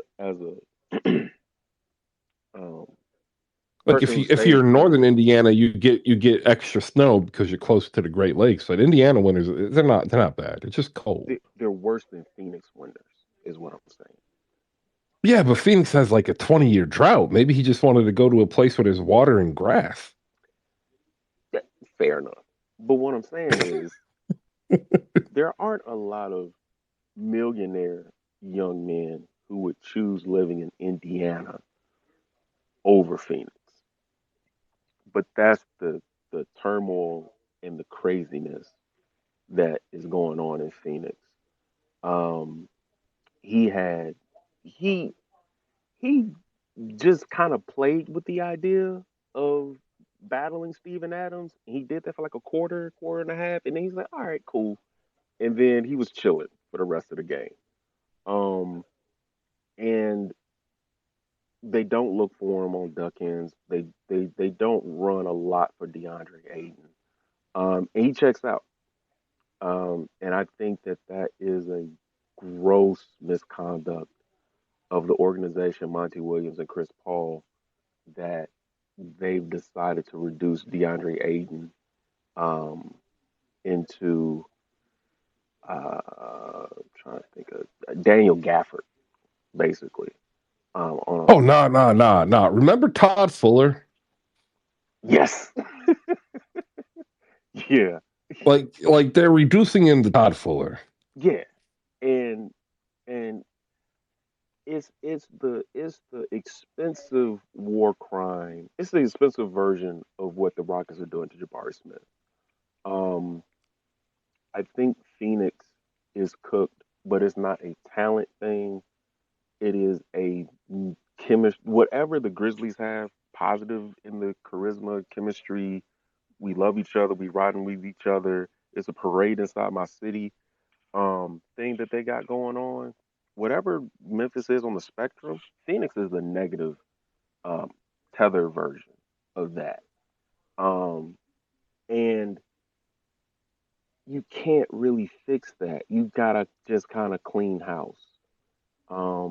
You can't just say, oh, well, we just won't bring back Chris Paul or, oh, we just won't bring back Monty Williams. Like, between the Jay Crowder situation, the Chris Paul situation, the owner situation, the deterioration of the relationship between Monty Williams and DeAndre Ayton, um, they just that whole organization needs a reset. I, I even would tear it down to the studs because the way Luca took Booker's soul in the playoffs, I just don't think Phoenix can. Well, damn. Well, no, I'm being real. Let's be real. Luca took Booker's soul. Um, I just think Phoenix needs to tear it down to the studs, um, and just start all over. New coach. Um, I know they're trying to sell the team. I don't know if that's gone through yet. But I think that would make possibly the organization more attractive is that they get a new GM, new head Oh, coach. they already have a buyer. Yeah, yeah, yeah. And I think that buyer should clean house. And that is trading Devin Booker, that is trading Aiden, and that is the new coach, everything. Um, because they they're just not there, and I don't think they can get that chemistry back. They say winning cures all, but I think this is beyond that. Um, and the Providence legend Ruben Garcia is not walking through that door. Oliver Miller isn't walking through those doors neither. And I want to give Jada Wakanda a big shout out and thank you for the poll of the day. It'll be up there momentarily. And before we get there, it's brought to you by the Rewind Pod, who's going to have a great conversation talking about Grant Hill going back in time. And you can be one of the 92 people that have set their reminder. Oh, look at that. Now 93 people who have set their reminder to come in and talk about how great Grant Hill was, right? And then you can vote in the poll. Should the Phoenix Suns clean house and do a full rebuild? The answers are yes, no, and they are cooked. So it doesn't really matter. We'll go to Breeze for his thoughts after Jay. Jay, close out. Yeah, but pivoting back to Memphis, Memphis is finally healthy. They're playing their rotations. Taylor Jenkins is actually, like I said earlier in the welcome, experimenting with some Spanish pick and roll actions. Desmond Bain is flirting with being a three level scorer. John Morant's flirting with being a three level scorer. At three, he literally found his spot last night. It was that same left wing, between the wing and the top of the key three that they were going under the pick because of scouting reports. And, Ja had a horrid December shooting from three. And he found his groove, found his spot. And once you get that building rocking, once Ja gets going, it just becomes downhill. And Phoenix just didn't have enough dogs in the fight. And the Virginia Tech legend, Jarrell Eddy, was not walking through that door for him. Almost forgotten about that dude. Tom Chambers, ladies and gentlemen, not walking through the door to Tom Chambers teach. is way too good for this game. You got to go Tyler Eulis. Tyler Eulis Ooh, is not walking okay, through that door. okay. So Tom Chambers is too good. Like I don't know. Like I think that's an age thing as well, right? Like if you played NBA Jam back in the day, then you probably remember Tom Chambers. I mean, Tom Chambers, if you were to scale into today's game, Tom Chambers, I'm not saying he was MVP esque like Jason Tatum, but he was a big dude, put it on the floor. He could dunk, he could shoot, could pass a little bit. Of course, the game is played very differently than Tom Chambers' prime, but Tom Chambers, that's a fun YouTube rabbit hole to go down if you like hoops. Is Tom Chambers highlights. While you're there, go ahead and watch some Jeff Hornacek as well. But whose mixtape you probably don't want to look up is Shaquille Harrison, who was not walking through that door for the Phoenix Suns. Shout out to Shaquille Harrison. I think he played for like 8 teams in one season. And Rajah Bell, ladies and gentlemen, not walking through that door. Oh, not Again, Roger. Raja is way too good for this Truck team. Yeah, I Robinson. think so All too. right. Roger is way too good for this Truck team. Robinson, not walking through that door. One of the There original we go. tweeners. All right. There we go. Breeze, thoughts on Phoenix Suns? I'm just here, and I just got some breaking news that I want to share with HoopSpaces. I do not think, and it is confirmed, Bo Outlaw is walking through those doors at Phoenix. Atta baby. There we go. He came up just for that, and we love it. I told you I'm here for it, Chris. I told you I'm here for it, and I'm actually paying for it now. So yeah. But question, wasn't Phoenix just in the rebuild like 3-4 years ago though? It Well, be like that when your rebuild pivoted on a 30 at the time 35-year-old point guard. And now that point guard is 38, 39. well, I was going to say the rebuild happened, and then Chris Paul was the addition to take the rebuild from rebuild to legitimacy. Ladies and gentlemen, Toby Bailey not coming through those doors either. UCLA legend Toby Bailey, if y'all remember, back no, when that's the point of UCLA this was game. good. That's the point of this game. You got to get on Basketball Reference. Like if you don't have your Basketball Reference tab up, like you're not doing it. I already know my next one because we've got the Phoenix Suns up here. I already know my next one. I'm not going to say it. I'm going to give a hint. He went to Purdue. I don't know nothing about that, Chris. I just know DJ Strawberry's not walking through that door. University of Maryland alum Fear the Turtle. Yeah, I did that just for you. But nah, yeah, nah. What? All right, let's just spin the room slightly. What do we think of Bridges? Because he's been playing without Chris Paul. He's been playing without Booker. Personally, I think he should have been a 76er. Yeah, Facts. yeah. They kind of they assaulted the Cocker Spaniel on that one. He is the baseline definition of a 3-and-D wing in the modern NBA. He's somebody who, if you put him in volume, is going to give you 20 to 24. He's going to give you some heady defense. He's not going to have gaudy numbers. He can guard multiple positions, 1 through 3, small ball fours. But is he Chris Middleton? And the answer is no. Ooh, here's the thing though. Could he be Chris Middleton? Not in Phoenix's offense, no. The part of the issue is because Devin Booker and Chris Paul were ball heavy, especially with the addition of Chris Paul. He's never really developed his pro facilitation game. When he was at Villanova, like you kind of envisioned him as like a small forward Draymond type player. 14 points, 7 boards, 3.5 assists, and a steal, and projecting into the NBA, and it's really not happened. They asked him to fill a specific role, which was basically becoming a catch and shoot, 3-point shooter. Yeah, and because that's the thing about Mikal Bridges is that when you like Devin Booker played, let's say, 8 games. Almost stat music. He played 8 games in December. He averaged, and this is with a 4-minute joint that he played in Denver. He was averaging 29 minutes. Let's bump that up to like 32, and taking 18 shots a game. And Mikal Bridges in January, of which Devin Booker has played 0 games, is taking 13 shots in 36 minutes a game. But in December, he was literally taking 36 shots. I'm sorry. He was taking 13 shots a game in January. He's taking 13.6 shots a game in December.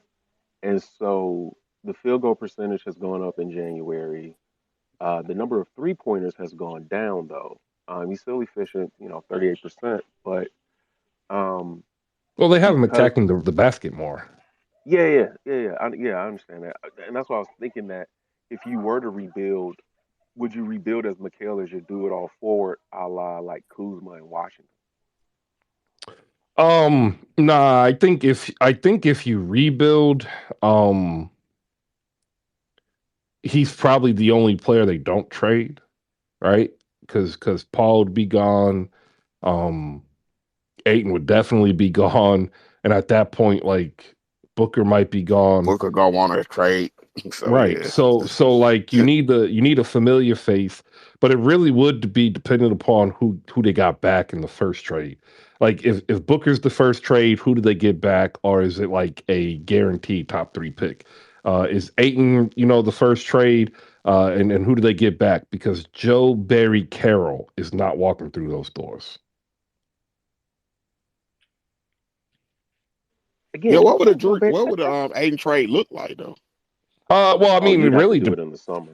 Yeah, I'd have to do it in summer. It depends on where he's going because, like, if he's going to Indiana, I can tell you now, Indiana would be like, you can either sign and trade for Turner or you can have Healed, and that's it. Like, we'll give you a cap match. Whereas had they did it in last year, Indiana was probably prepared to give them a first, if not two.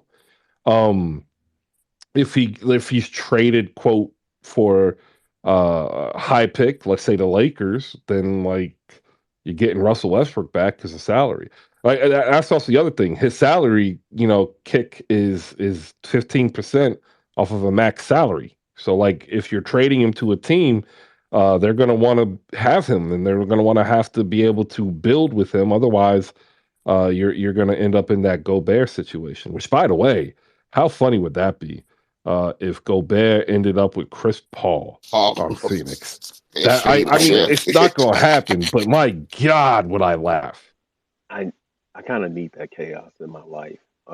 Just as it would be Facts, me chaotic, too. just as it would be chaotic if Horatio Lamas, Grand Canyon University legend, walked through that door for Phoenix, which unfortunately he will not. We'll go to JF. We'll get his thoughts in here as we go ahead and wait for Chris Carr, Southern Illinois, to walk through that door. He will not. I met Chris Carr once at a coaching clinic. Good dude. Know who else was a good dude? Who?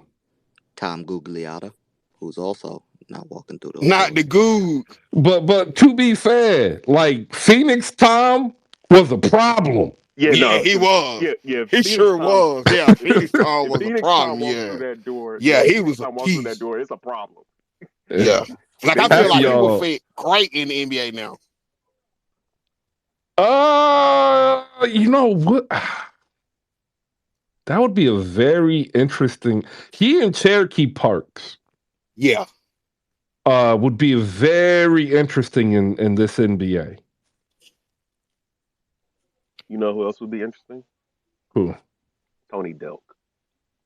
You think so? We No, because see. he's not walking through that door. Yeah. Oh, I was gonna say we've seen Tony Delk. He's in Sacramento. His name's Malik Monk. yeah. Yeah. Let's go to JFK. JFK, your thoughts on Phoenix? Should they do a complete teardown and rebuild? And do you have any random Phoenix Suns players that you want to add to the game? No, I just want to say I think James Jones is walking out that door, and I know Rajah Bell wasn't walking through that door because he'll probably be at FIU before Phoenix Suns. All right, there you go. Hey, by the way, Pat Riley could use some help. He seems to be asleep at the wheel. Just throwing that out there. Chris, he's up. Just ask him to do some push-ups. He get his ass right up. Yeah, push-ups don't make trades is all I have to Chris, say about Not that. at all. But Chris, do you know that we just got Deadman available for trades, and Cavacita is available 24/7 down here.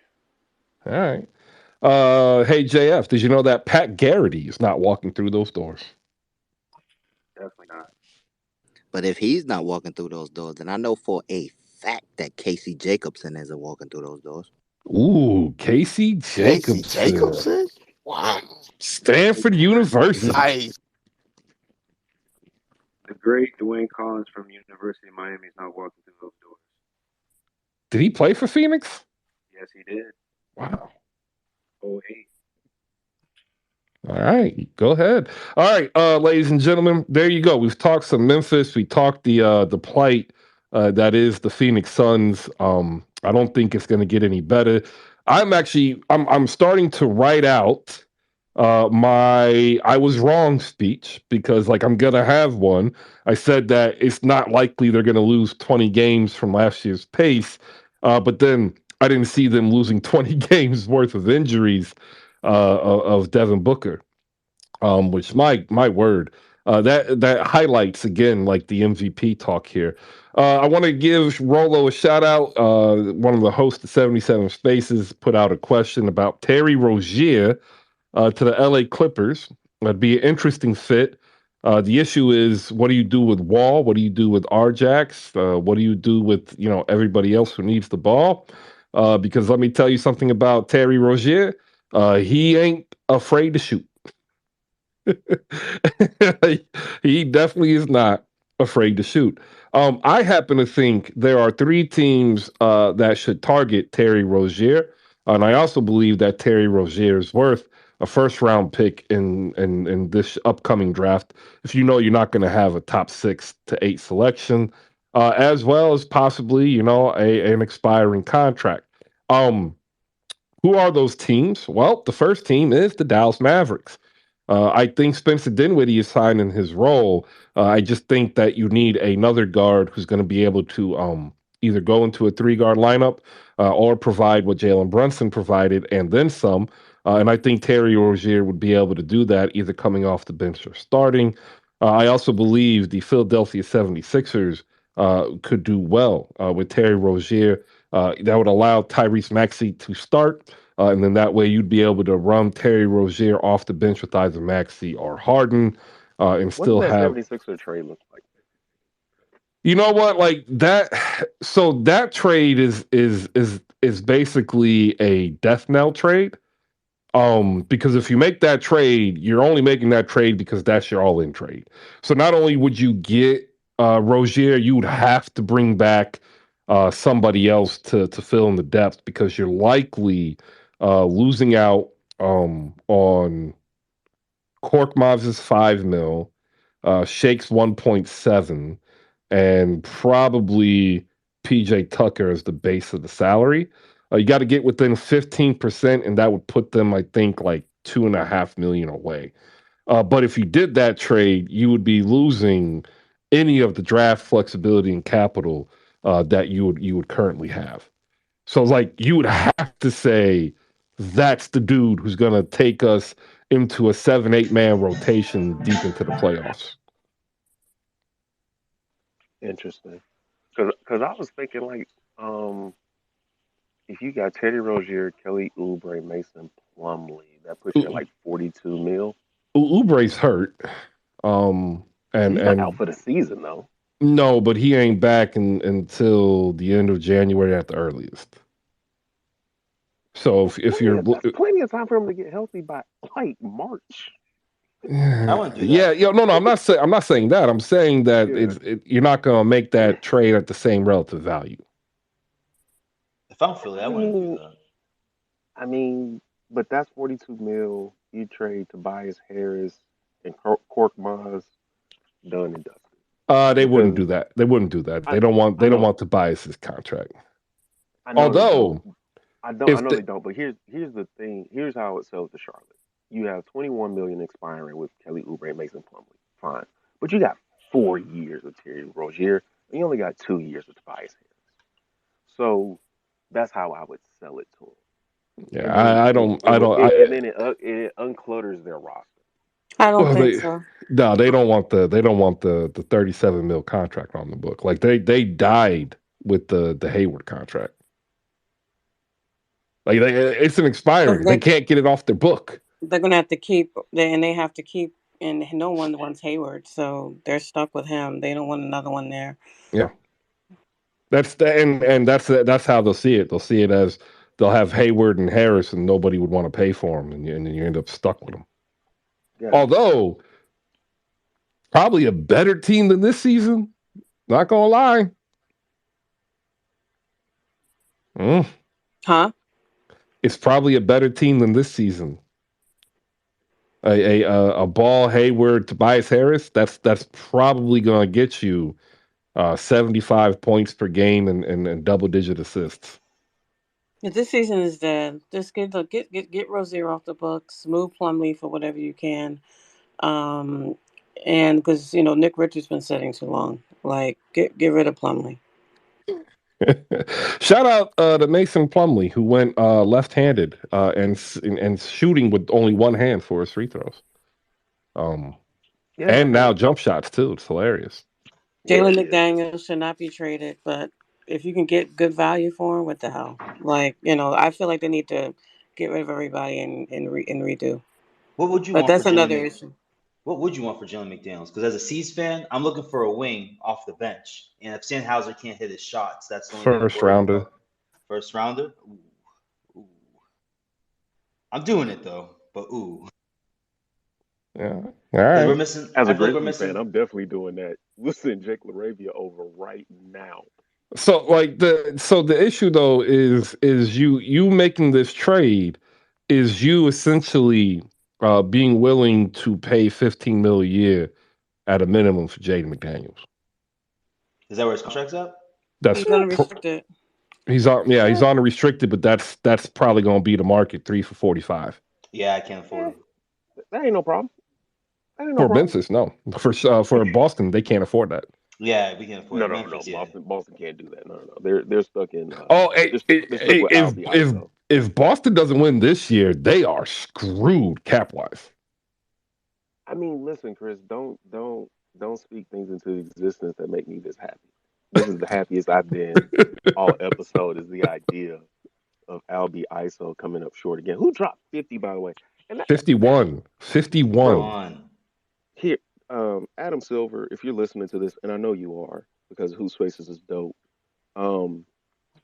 Defense has become so rare in the NBA that guys drop 50 and it doesn't make waves. It's anymore. Ridiculous at this point. We need to do something. Don't put that on Jason though. That's his fifth one in his career. No. That's not on Albie ISO's fault. Albie ISO is great. But I don't like, even though I despise the Celtics as a label staff and organization, Jason Tatum dropping 50 should be celebrated. But in today's NBA, where scoring 125 is a normal thing, it's devalued, and I don't like that. Yeah. We gotta give you know what? I'm gonna disagree a little bit. I think this was his best 50-point performance. Yep, it was. But what I'm saying is, he was playing the Hornets. Stop playing. He was 15 for 23 from the floor, perfect from the line. Yeah, his numbers were crazy. 50 is 50. Like, we gotta give Albie ISO. We gotta give Albie ISO his flowers. I mean, Nikola Jokic had a historic game too. I mean, we know that Hornets defensively, but you know what? You play who you match out with. So it is what it is. If they can't defend to stop these historic police players from having these historic games, then so be it. We have to ask a question. Are the Charlotte Hornets giving up the most historical performances in a single season? Yeah. Yeah, I would say within the year, man, because didn't they give up 50 to Kyrie Irving towards the end of last year? I don't see when they came back or not. If not, it was like 47 or something like that. I would say without the year. I think they gave up on the season. That's why. I think they're cooked. They're done, and I don't think they really care. It's obvious when you look at them play, and LaMelo's just running up his numbers because he's up for he wants that Supermax. He wants a Supermax extension. Yeah. Yeah, he needs to get on an All NBA team, and I'm telling you, with the way he's playing, he ain't gonna get on there. Yeah, because Marcus Page is not walking through that door. We're gonna have a long talk one day about the Charlotte professional basketball team. One day.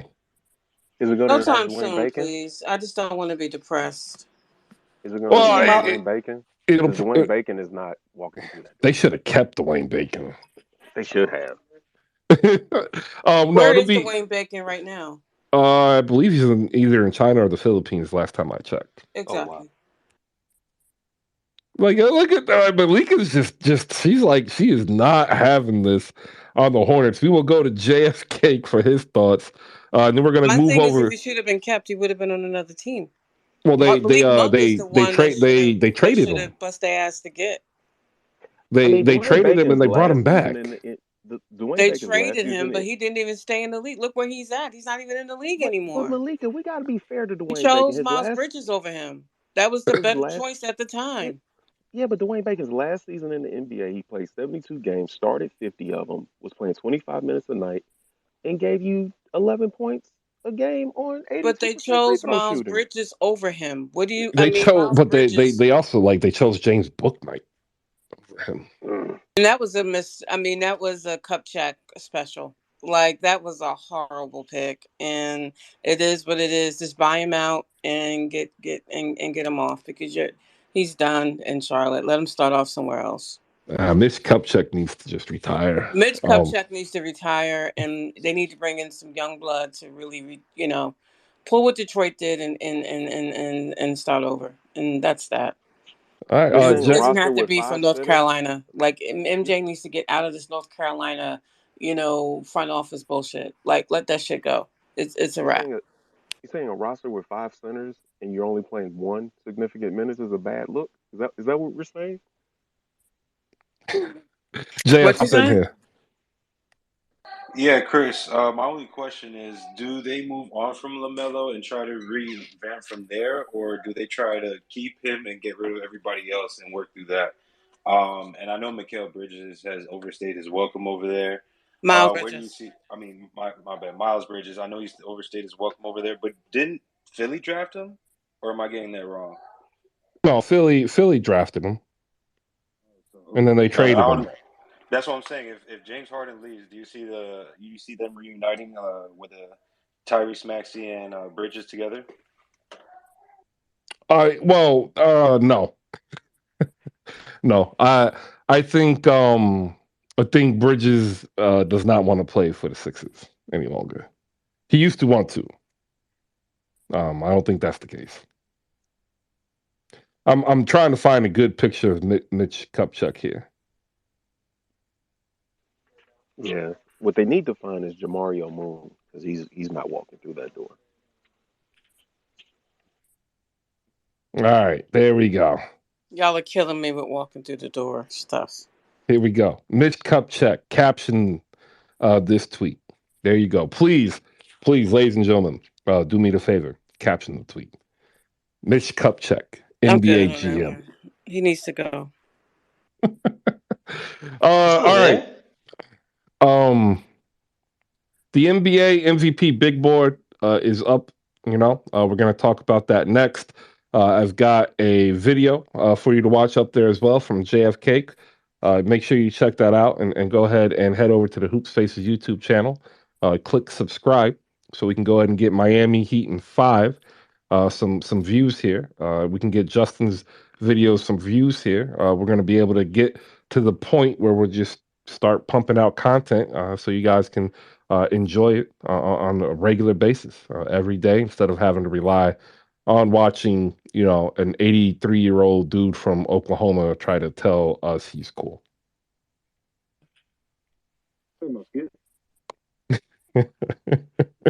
I didn't say any names. I'll let y'all decide who I'm talking about.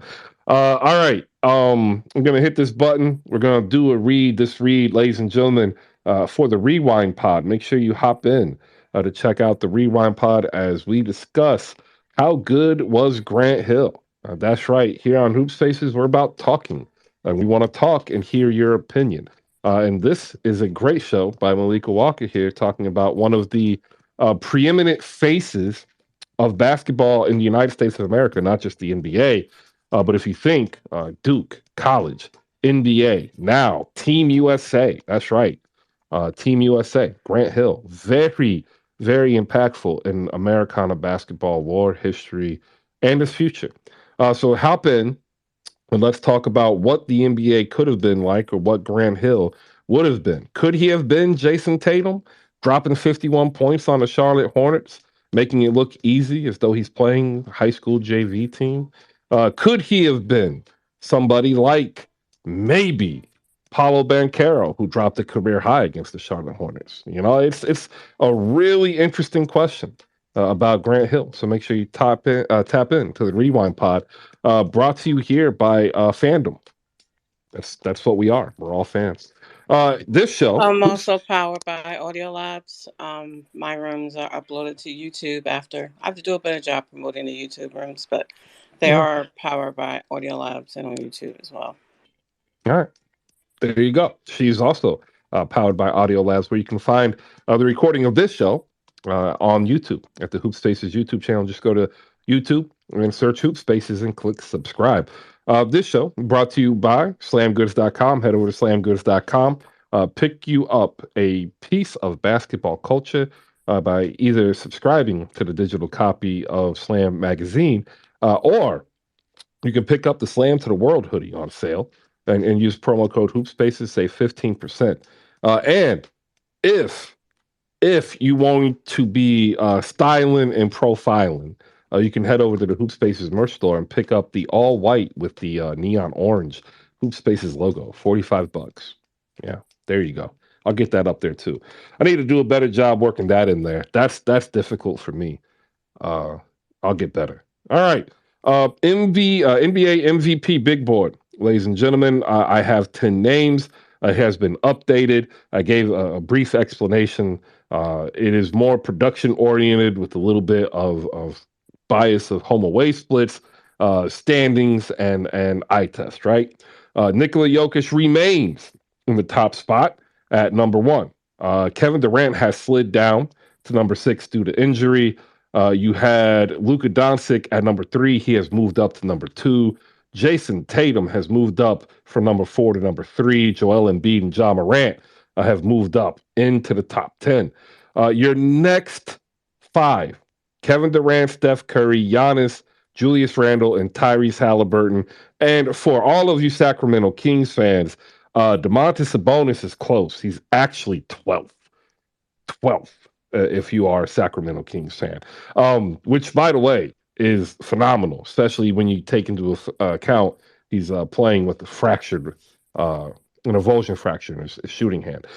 So there you go. That is how I view the NBA. I want to hear what your reactions are. Go ahead and if you want to come on up, raise the hand.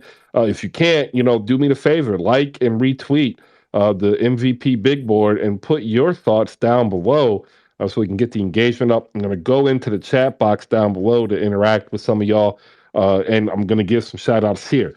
If you are wanting some more Sacramento Kings in your life, which I don't know why you don't, phenomenal year in Cowbell Kingdom. The Daily Sabonis is in the building. You can go ahead and shoot him a follow. Uncle Bleed Green is here if you want some Celtics and some hijinks. Shout out to Rolo and Jose of 77 Spaces. I see Evan Townsend of Project Spurs is here. My man Ryan, HoopSpaces Ryan. We're going to get working on the website so we can get ready for EK and Evan Moore and some others possibly joining here for some written work.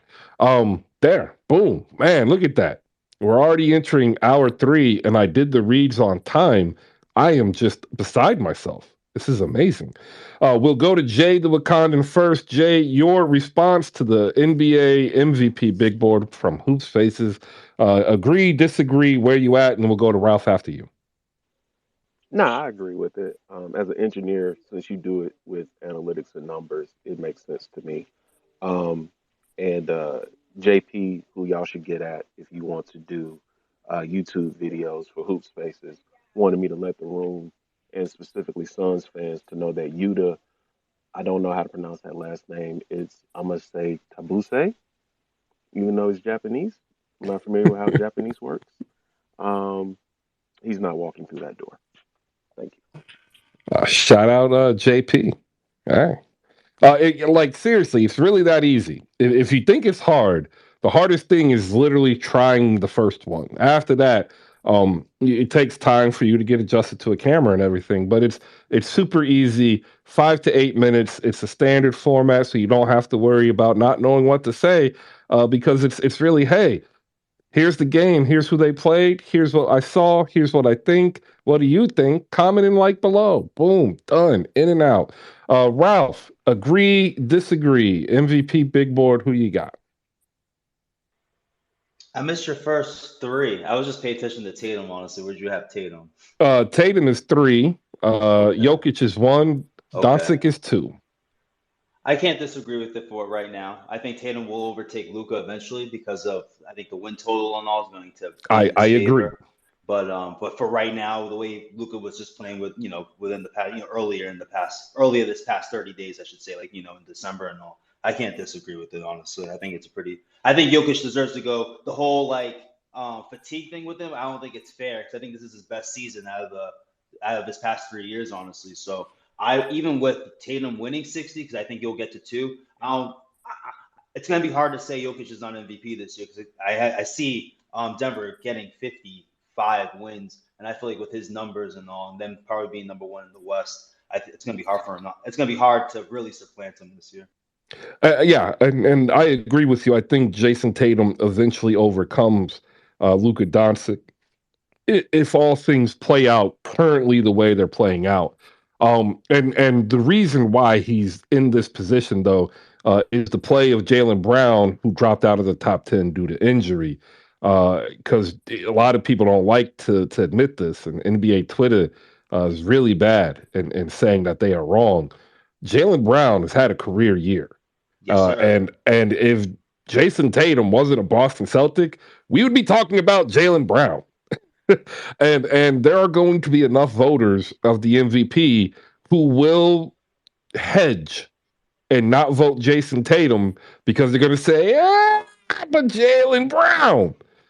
And that I think goes away as Jaylen has missed a couple of games and is seemingly could be held out a little bit longer just for precautionary measures. But I agree. Tatum has every ability to leapfrog Doncic to slot number 2. Any surprises that you see in that list, or is there somebody you think is missing? Joel Embiid should be top 3, Chris. Well, okay. I could barely hear you, JF, and I was hoping Ralph was going to answer first, but if you got something, JF, go ahead. No, I was just saying Joel Embiid should be in the top 3 of MVP discussion. That's all. All right. Why do you think he should be in the top 3?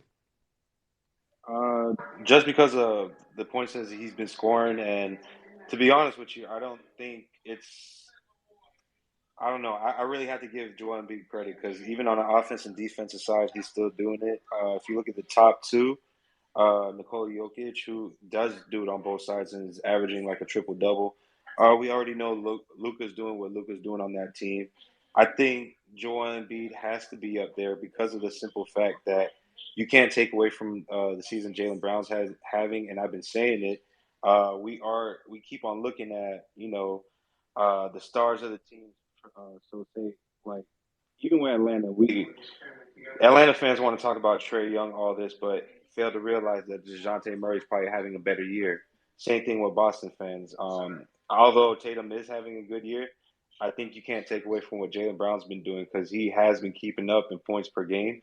I'm not sure on the average, but I know in game-wise he's doing that. And I think his biggest flaw is only, 2 dribbles off the feet. So that's 2 extra turnovers. But I think you don't see as much help that you see from Jaylen Brown as you see in James Harden or Tyrese Maxey. So that's why I have to put Joel Embiid up there. It's an individual award, so I gotta give it to him.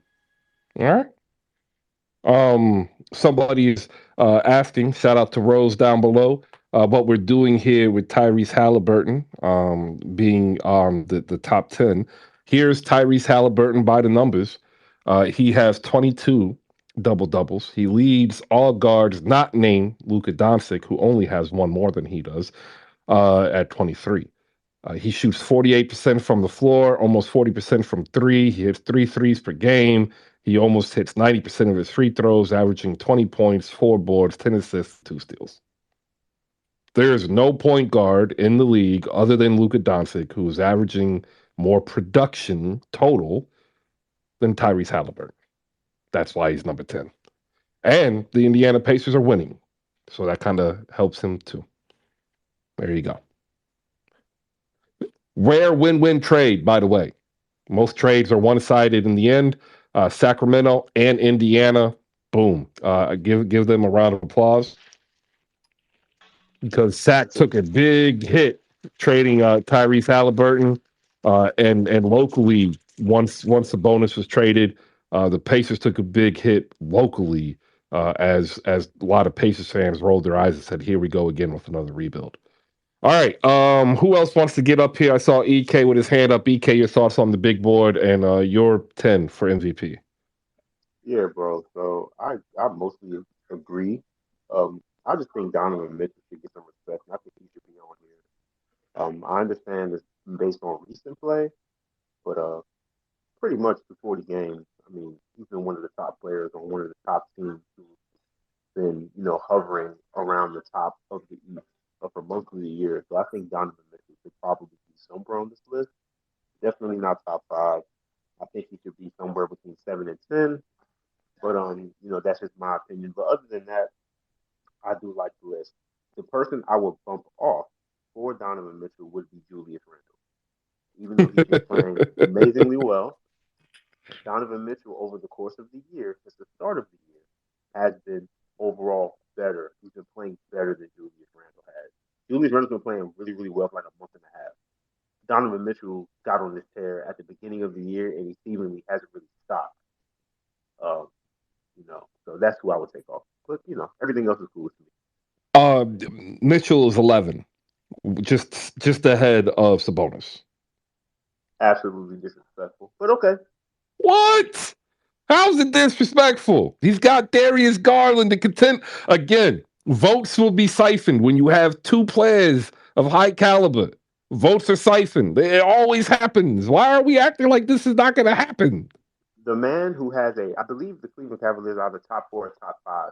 He scored 71 this year. He should be top 10 MVP. No, the Cleveland Cavaliers are 5th seed now. Exactly, and if you top 4, top 5. Well, if you add the total NBA, they're out of the top 6th. And what have I said? If you're not in the top 6th in the NBA, it's hard to get MVP consideration. Literally hard and almost impossible. Well, you know what? I think we should amend that and change that. That's just my opinion. Oh, I agree. No, 100%. This is not a me thing. This is how the media has set up the MVP voting. Go look at all the MVP winners. I understand. Listen, we're going to have a conversation one day about how the MVP voting has been flawed. I'm going to go to my grave believing that Steph's first MVP should have gone to James Harden. Everybody knows that. Steve Nash didn't have to. It's a lot of nasty MVPs that have been given out over the years. And I think we need to have, I don't know if Malika wants to host that space. I think that would be a great space. All the guys who won MVP who really didn't deserve it. I think that would be a very interesting conversation. Shout out Bleacher Mob, by the way, before he goes on his SGA rant. SGA is in the top 15. He's 15. Y'all gotta leave Steve Nash alone, okay? No, we don't. Steve Nash alone. No, we don't. No, we do don't. we? No, we don't. Do we? You know what? Man. Come on. I think that would be a very interesting room to have in regards to MVPs who are questionable. Maybe Malika can add that to the calendar. I want to get HoopSpaces Ryan and Dominic in here. Ryan is getting ready to walk in the office, I think, so let me go to him first. Ryan, good morning. You see the top 10. What are your thoughts? Who am I missing? And how am I wrong? Good morning, Chris. How you doing today? Feeling better? Yeah, I'm able to breathe. I'm able to, more importantly, keep my breath, so I feel good. Right on. So I'm looking at your list, and I've got a question for you. I noticed the inclusion of Mr. Steph Curry, who is an amazing player, MVP caliber player. You happy with including him? You know what?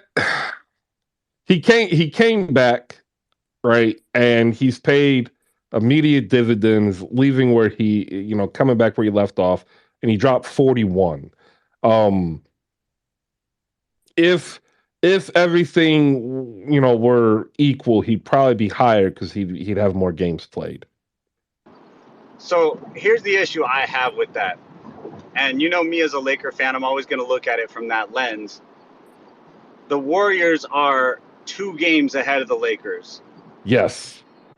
And I noticed the lack of a Mr. LeBron James. And so I'm going He's to ask, why is LeBron not included?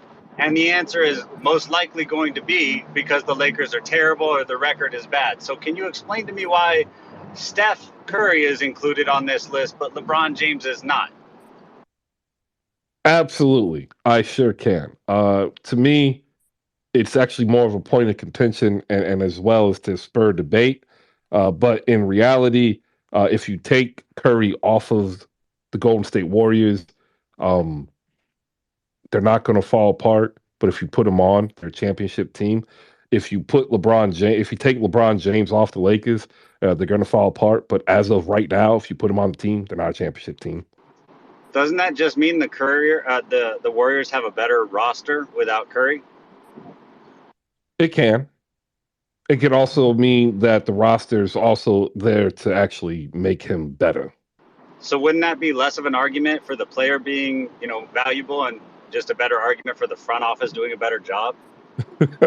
Well, if the front office is able to do a better job in heightening the value of said player, then I think both questions are answered.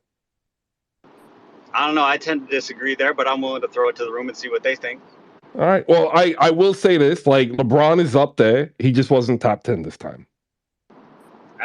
I see where you're coming from on it, but I tend to think that you're leaning on some hatred of the front office and some front office mistakes rather than looking at the play of the player. And honestly, I don't think either one of them belong there based on team records at this point. Perhaps the Warriors have the better team and are going to get up there, but as of right now, I don't think either player belongs on the big board. But that's just me. All right. We'll go around the room. I'll get it up there. We'll go to Dom next. Dom, good morning. Appreciate you for popping up. What do you got? Good morning, Chris. Glad you're feeling better.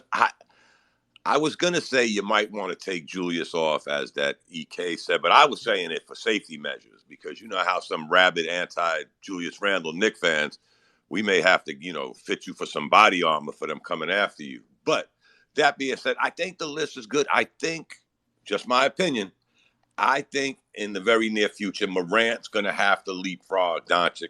Because if you see what Memphis is doing, not just their record, but if they keep blowing people out, his numbers aren't going to get much better. So we're basically going to have to judge him for what he's doing, not what he could have done. I mean, they got 30 wins, guys. I think that's tied for second in the NBA. And he's putting up the numbers he's putting up, sometimes on one leg, sometimes in under 30 minutes because they're up by 30 points. So I think that's the only thing I might have flipped is put Morant and maybe even Tatum ahead of Doncic. He's putting up great numbers because he's got the ball in his hand all day, but they're not winning, guys. I mean, I know winning probably don't mean as much as you used to in the day, but that's the only thing I would see. And if it didn't happen now, it's a great list, Chris, but I think in the future – Morant's going to have to leapfrog that. And be careful with the Julius Randle. I think he belongs there. He's putting up great numbers. And the Knicks have a winning record. But there's many people out there that would debate it. Donovan Mitchell, like you said, he might be a 11 because he's on a better team. So, but that being said, great list, Chris. I'm glad you're feeling better, brother. Keep up the great work. I love this. Thank you, sir. All right, appreciate you, Dom. And I hope that you are doing well in the new year. Like the MVP lists are hard. It's real easy to kind of go like with favoritism, easier narratives, larger markets. But like we miss out on the fact that Anthony Edwards at age 21 is having a monster season. It really picked up because of the last couple of weeks. And we're not ever going to talk about it because we're going to just view the Minnesota Timberwolves as an abject failure because they traded for Rudy Gobert. But like, if you look at it, like this is a 21-year-old putting up 24, 6, 5, 2 and like a half a block. And he is going to ascend the more and more he gets these touches as Minnesota kind of falters because they have to rely on D'Angelo Russell. The poll's up there for Ryan, right? So make sure you hop in here. Who deserves to be on the MVP big board more? Curry or LeBron, because the argument he's making is perfectly sound, and correct, right? Yeah, there's no denying it. But then also the argument is that production wise, Kristaps Porzingis is actually ahead of both of them, right? But ain't nobody trying to race to put Kristaps Porzingis up there, right? So it gets complicated, and you have to end up splitting hairs. And the best you can do is try to provide a consistent argument as to why a player is up there and why not. So hopefully, we are providing that for you. And if you actually disagree vehemently, by all means, hop up in there and reply with how much of an idiot I am. Oh, Hey, by the Chris, I way, just wanted, yeah, go ahead. yeah, just a quick tidbit on the Washington Wizards. I think KP was in here earlier talking about, how Steph was so great in the nation's capital and stuff like that. What they need to understand, what everybody needs to understand is that the Capital One Arena is a home arena for every team in the NBA, not That just the is Wizards. true. It's a home for every team. So please don't get big headed when your favorite team comes here.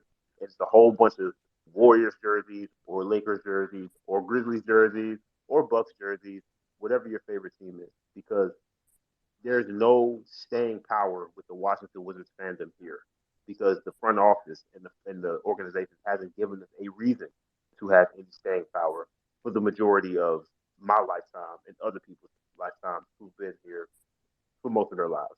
So I just want to throw that out there for people who may not be familiar with, the Washington Wizards and the culture and stuff like that. Yeah, it is. Capital One Arena is a home arena for every team, Yeah, it's not not. just the Wizards. Yeah, it's not even in DC. Like a lot of people don't realize that. Right? We want to get into geography. Okay, we're not going to talk about how DC is only 10% or 10 by 10, but okay. Yeah, I mean, there's the it's the weirdest sports market. The population is in decline. A lot of gentrification, a lot of governmental expansion, a lot of Lord, private business expansion. So crazy, like bro. the population, the fan base populate, like Washington is a team that, in no lie, 20 years ago would have been considered for relocation by today's Yep. standards. Oh yeah, without question, without question. So like, It's it's going to be massive here. interesting because if they can't put together a competent team, eventually the money's going to run out. At the end of the day, this is all you need to know about the Wizards. Remember Johnny Davis? I remember him. He Yeah, he was plays in great at Wisconsin. Wisconsin. What happened to Where him? is he now? He went to the Capital City Wizards. Go-Go's, right? Exactly. He went to the Wizards, and his career is now in flames before it even gets a chance to get started. And that's the open book, closed book version of the Wizards as we knew and tried to maybe not even close to maybe love Yeah, yeah. I agree. You ain't gonna look. A lot. I remember when like KD was like, "I want to trade," and all these Wizards fans got happy. I'm like, KD ain't trying to go play for the Wizards, bro.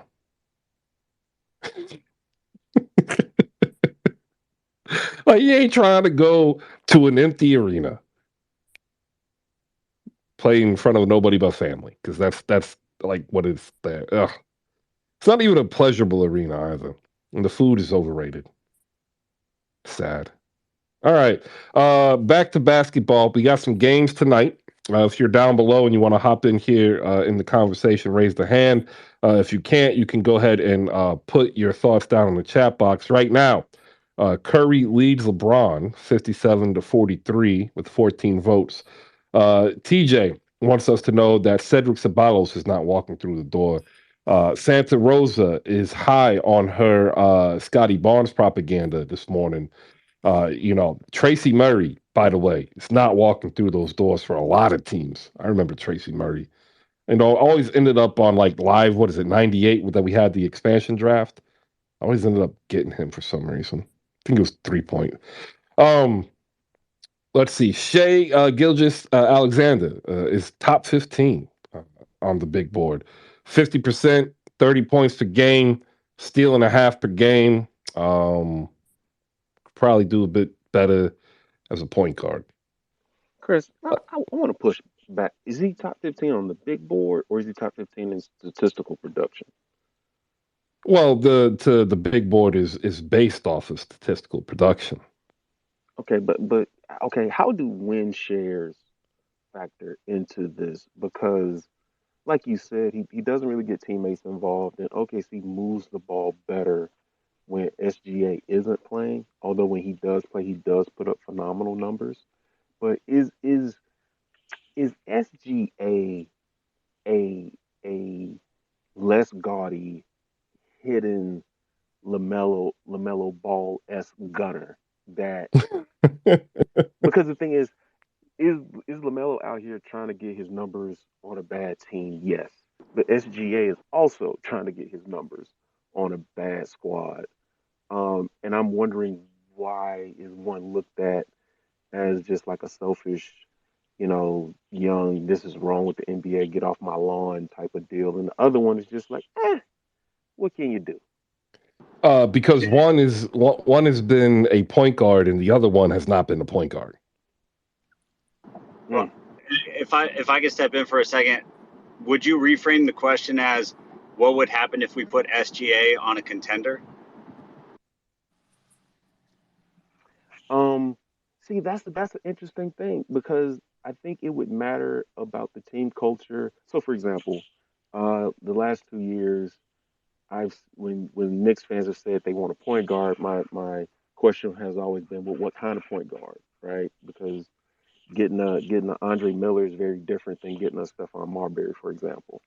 Um, and so with SGA, if you put them on the Knicks, who don't really run a structured offense and they don't really pass, it makes the Knicks score more points, but I don't know if it makes the Knicks quote unquote Well, better. so the issue that I have is he is far more DeMar DeRozan than any other player. That's my issue. We'll go to Dom and then we'll introduce Sean with the W, so he can come up into this conversation. Dom, you have anything you want to add? No, that's a great point though when you talk about SGA. But again, I guess wins and losses isn't that big of a deal no more because you take what Jay just said with the teams and OKC for where they're at and what we thought they were going to do. I think they're only 2 or 3 games under 500. And that's in a league where at least the last time I checked, 15 teams were under 500. So does he climb the big board? I don't know. Jay's point is great. If he was on another team, what would that do for his, I don't want to say clout, but again, LaMelo Ball, somebody keeps bringing him up. He's going to get great numbers, but he ain't going to go nowhere. I just think SGA is a good point that he brought up. That's all. Thanks, Chris. Yeah, no, not a problem. Sean with the W, ladies and gentlemen, you can catch him over on Nick's Film School, hosting film sessions uh, in the mind, telling you why Julius Randle is an all-star and why he should be on the MVP big board.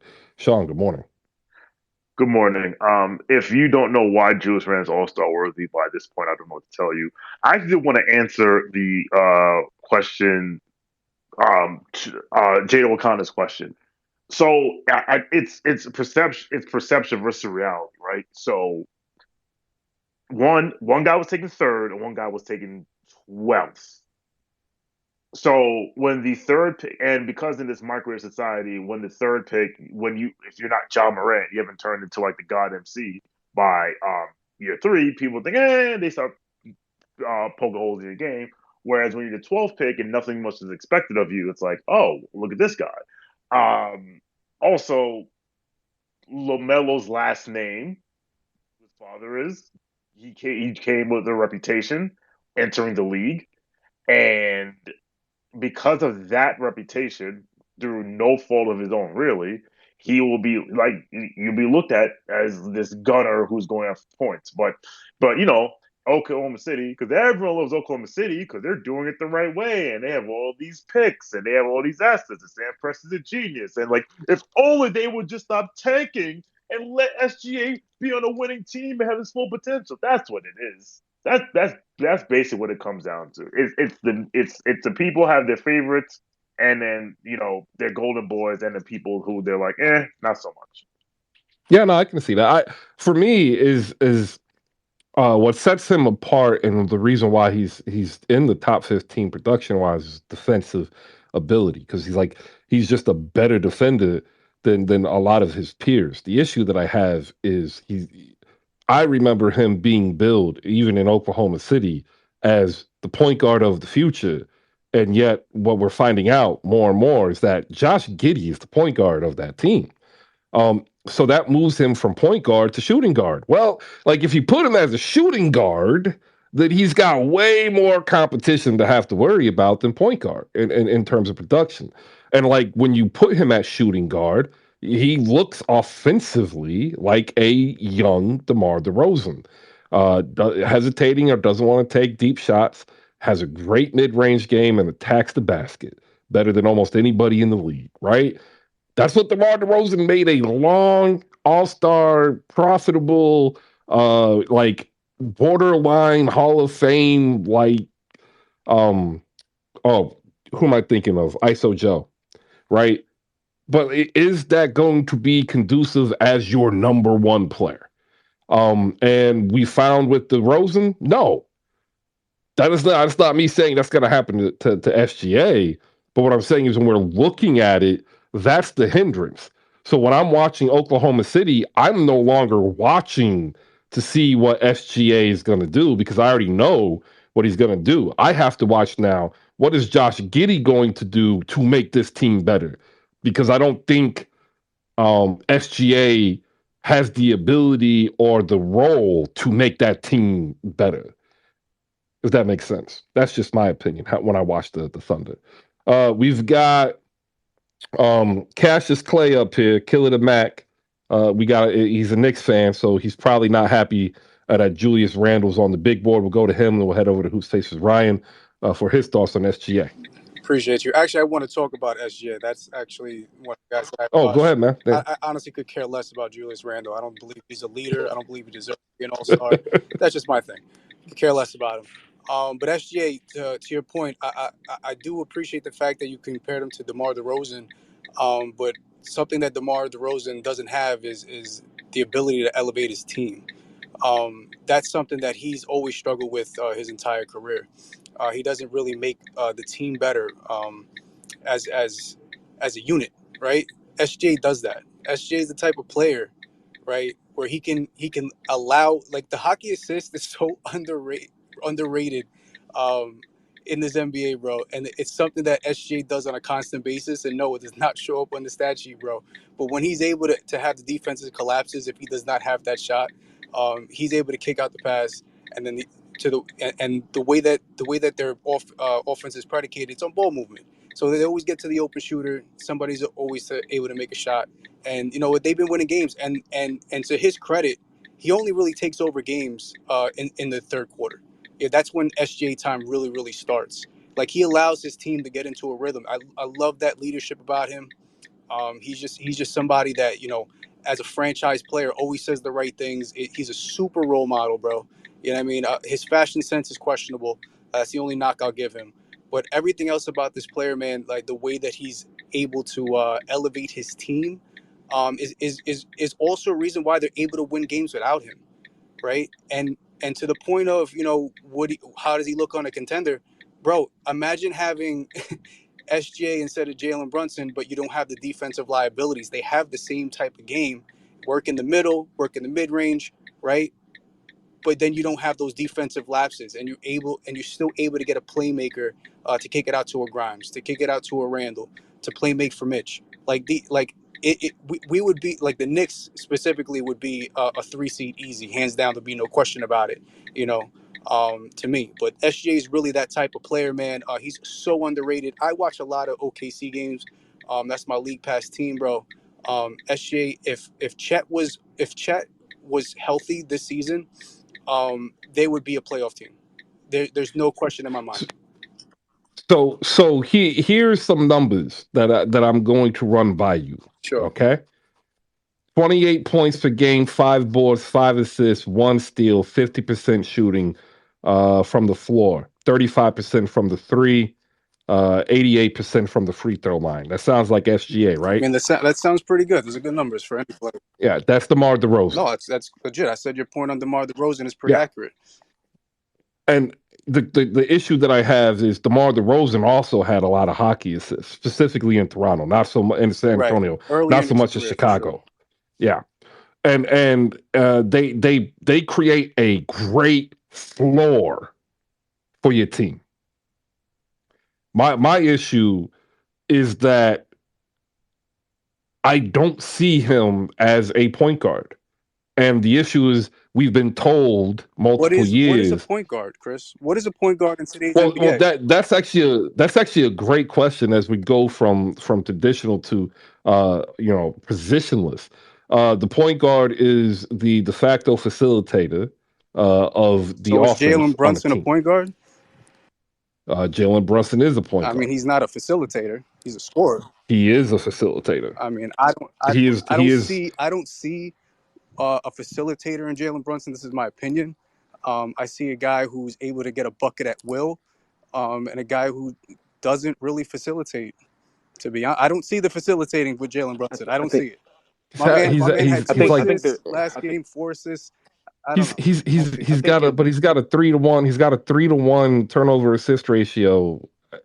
Being a ball dominant point guard, I don't And understand. there's a difference between facilitating and passing first. Jalen Brunson definitely is not a pass Oh, first that point guard. Yeah, absolutely. that's what I'm. That's Facilitate no. means the ball is in your hand when the team runs its first action.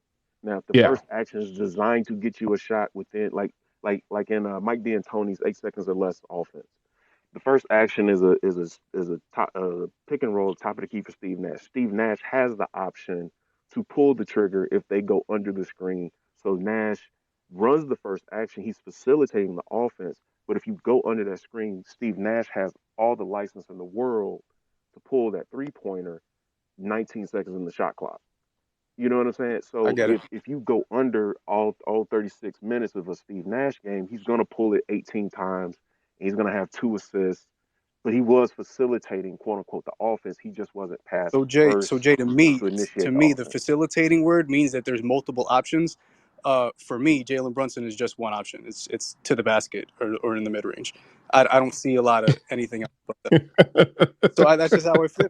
I yeah, no, I feel you, man. I think there's a lot of New York fans who would agree with you, but I think there'd be slightly more that would disagree. Let me get Ryan in here. We'll go to Sean. Ryan, go ahead.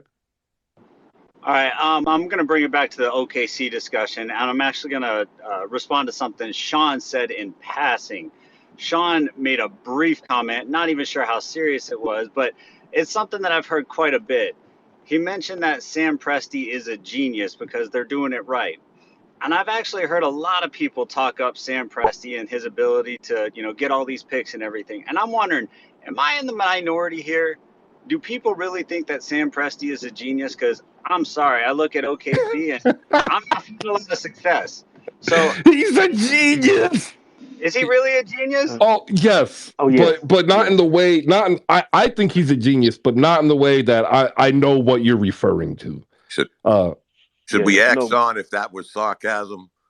well, Oh, I it's think definitely I think it sarcasm. was. It was definitely sarcasm. Yeah, I think it was. But there are people out there who have said Sam Presti's a genius. I am one of them. But yeah, My he is a reason is genius. different. Yeah, he's a genius at general. He is a genius at taking a, let's say in financial terms, a C class asset and then finagling that either into two C class assets or a low Plus B up. class asset. He pluses up all the damn time. Yeah, yeah. But So isn't his that's what. job to win? Well, No. no, he has not been given ever since they decided that they weren't going to give James Harden $4 extra million. Sam Presti's mandate hasn't been to win.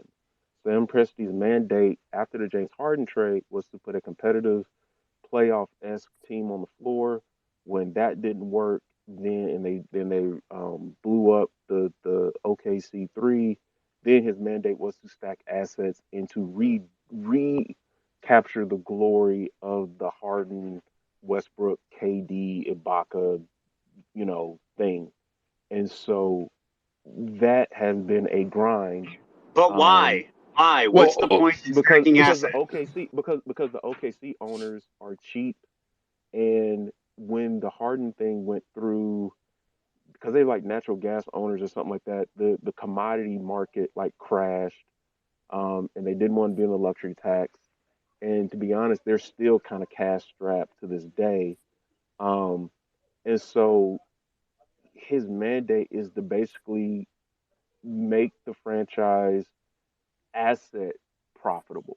So you're profitable in assets every year. Every year you have more first round picks than you did at the start of the season. You have more second round picks. You have more flexibility and options.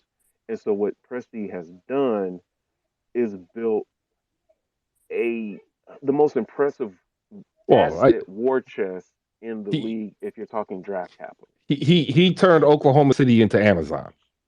Yes. It sounds like one of those dudes that's sitting on like pallets and pallets of hand sanitizer way after the pandemic started. But No. I get No, what no. you're In a saying. better in a But let me ask you this way. analogy, he's sitting on a pallet of insulin, and it doesn't matter if insulin is federally capped at $25 or not, because he has insulin and y'all like sugar. Like that, it Well, just is what it is. I would go a little bit different. Who here of their own free accord is going to go move to Oklahoma City? Like, I'll wait.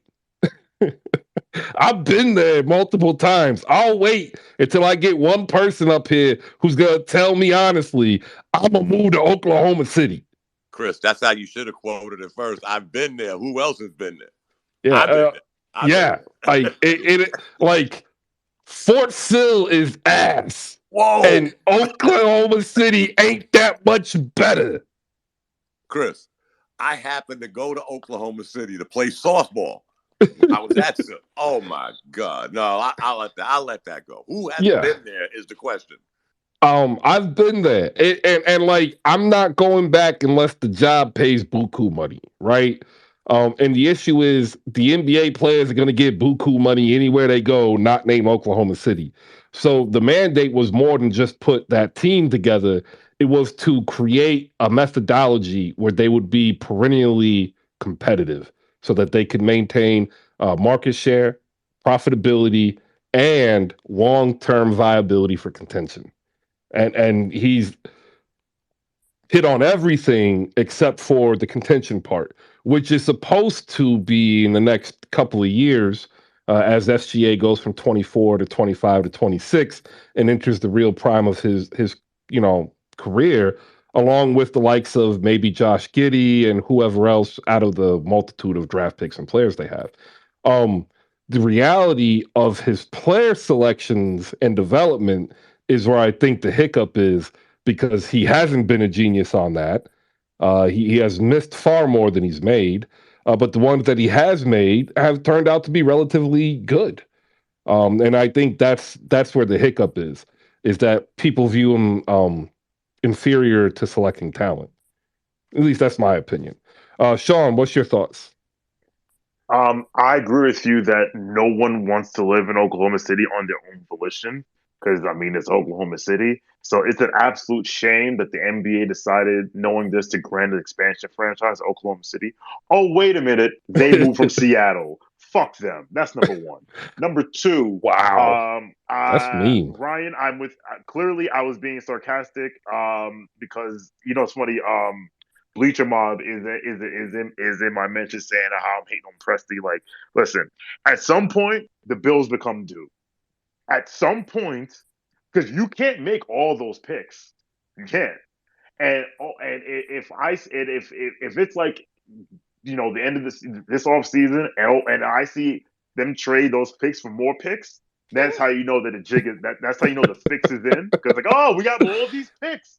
Now I will say this: he is a genius at extracting maximum level value from a franchise that was being held over a barrel by a superstar who said, you need to trade for this guy or I'm signing with the Lakers. So yes, he's a genius in that instance. And that's not to be downplayed, because when my basketball team had a star player who wanted out, our general manager, our president of basketball operations says, cool, You can make those picks protected because I want Dennis Smith Jr. He's the crown jewel of this deal. But we'll discuss that later. At some point, the bills become due. At some point, you actually have to you have to build a winner. And Jay is right. Like Sam Presti's job right now is to make the franchise attractive enough that they can get 83% of the arena filled on a nightly basis, and they're able to do that. But at some point, he actually is going to have to build a contending team. And the last thing I'll say is to Cassius, I don't understand how you can say SGA makes his teammates better, and unlike DeMar DeRozan, when DeMar DeRozan has played in the conference finals, and SGA has never made it past the Well, first round. to He that sure as point, shit wasn't the best player. He sure as shit That's wasn't the best player that's on that team. And I say that's it to to kind of that not to say, that point, SGA Sean, fault. to that point. and I say that. Let me finish. And I say that to say, Okay. there is a sizable portion of the fan base that drools over SGA every chance they get. It's Tyrese level, Halliburton levels of drool. Not that he's not a good player, but I find it interesting that you think that we will be a 3 seed with SGA when currently SGA is 21 and 23 in a worse conference. That's all. The Yeah, poll it is just comes down, just real quick, 2 seconds. It comes down to who is better than Kyle Lowry in his prime on the roster of OKC. what do you what? See what? Who's So better than? Who's better than Kyle Lowry in his prime? Because he was in his prime in Toronto with DeMar DeRozan. Oh, Josh Giddey. Josh Giddey is getting there. He's not there yet. He will He's get there. I he's think he'll he's surpass he's him. there, he is there this season. He rebounds better, plays defense better, assists at the same rate. He just doesn't have the 3-point shot. And then once Chet gets back, bro, and they get this other pick in 2 years, bro, you're gonna have a totally different conversation. They're gonna be The that team, poll bro. is up due to the poll is up due to Bleacher Mob asking a question. Where would you least like to move to? Is the question. Portland, San Antonio, Minneapolis, Oklahoma City. All three would be a more preferable choice for me I wouldn't than go to. Oklahoma I City. wouldn't go to neither one of them goddamn He chose cities. San Antonio. Listen, here's the thing. I be in Portland at least 10 times out of the goddamn year, and the shit is boring. I be in Utah. Yeah, it is. It ain't Oklahoma City boring, bro. Boring. And I be in OKC Portland 11 times out of the year. Boring. At least Portland has more strip clubs per capita than any other city in strippers America. is bust down, man. Get that bullshit. We why are we going here? We need to go back to Oklahoma City. Like Portland at least has access to fresh fish. You can get good sushi in Portland. There's some great parks in Portland. San Antonio. I get it, Sean. I changed my mind because the weather's better.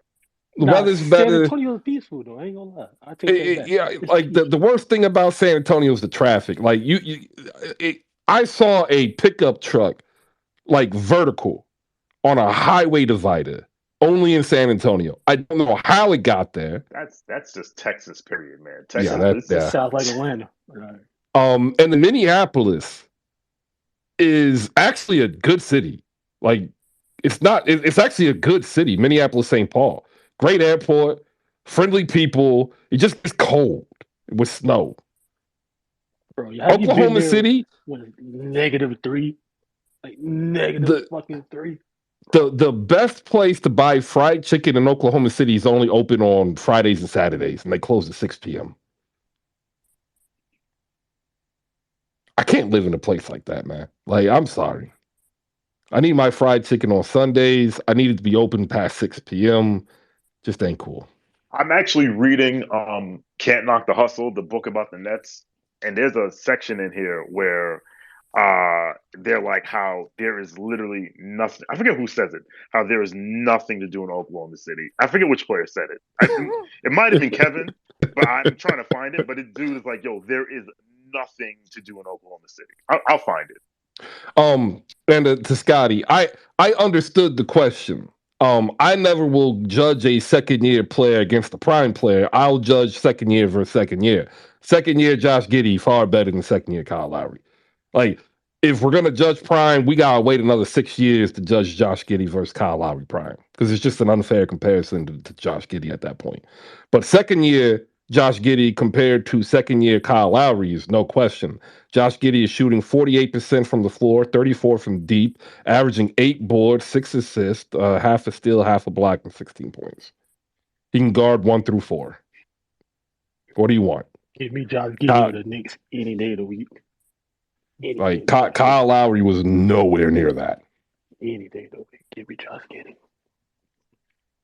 Kyle Lowry, the dude that was like, I could get 3 buckets in a playoff game. Kyle Lowry can't give me 3 buckets. That guy, and I like Kyle Lowry.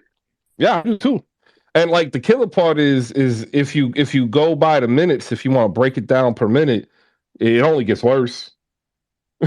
Like by per minute production. So like I was high on Josh Giddey. I just wanted to make sure he could shoot 35% from deep, because if he could shoot 35% from deep, like you'd probably be talking about Gordon Hayward, but bigger and more athletic before the injury. I found the clip. This is from his roommate Devontae Young, and when he just signed his $300 million Nike deal, and he said, like, the frustrating part about Oklahoma is that there is literally nothing to do, and all he did was play PlayStation and watch basketball and play 2K. Chris, can I ask a question? Yeah, go ahead. It seems like I'm the only one that ever saw the documentary Sonic Gate. I don't know if anybody else has seen that documentary on how Oklahoma City and whatever, the Plow was to be kind of hoodwinked. Seattle. I don't know. Nobody, everybody I talked to never seemed to have seen that documentary. Where do you see that at? You can catch it on YouTube right now. Yes, I was getting ready to say, if you Google it online, you'll see it on YouTube. Yeah, it's completely free too. I think uninterrupted on YouTube, except for the ads if you don't pay for it. You can also, I think, see it on Tubi. I know Tubi it's on or Roku. YouTube, Chris. Yeah. No, I saw it. Seattle got hosed. I didn't see it, but they definitely pulled a banana in the tailpipe. But here's the thing. Let me say this one thing before I go. Here's the thing, Sean. During this hustle, they was promised to bring a franchise back. Yep. Seattle to the NBA is what LA was to the NFL for 20 years. It'll be. It's always there. Build this arena or we're moving to Seattle. Because that's what who leaves the second biggest media market out without an NFL team for 2 decades? But it's no coincidence, and sorry to go into NFL, it's no coincidence that after basically every team got a new building for the most part, or got got new ownership that will commit to building a new building, that now we can move to LA. And basically that was because Stan Kroenke was like, I'm moving to LA because I can make money hand over fist, and there's nothing that any of you can do about it. And that's what Seattle is. As long as there's a team in Seattle and the team wants arena, it's gonna be like, well, if you don't comply, we're going to Seattle.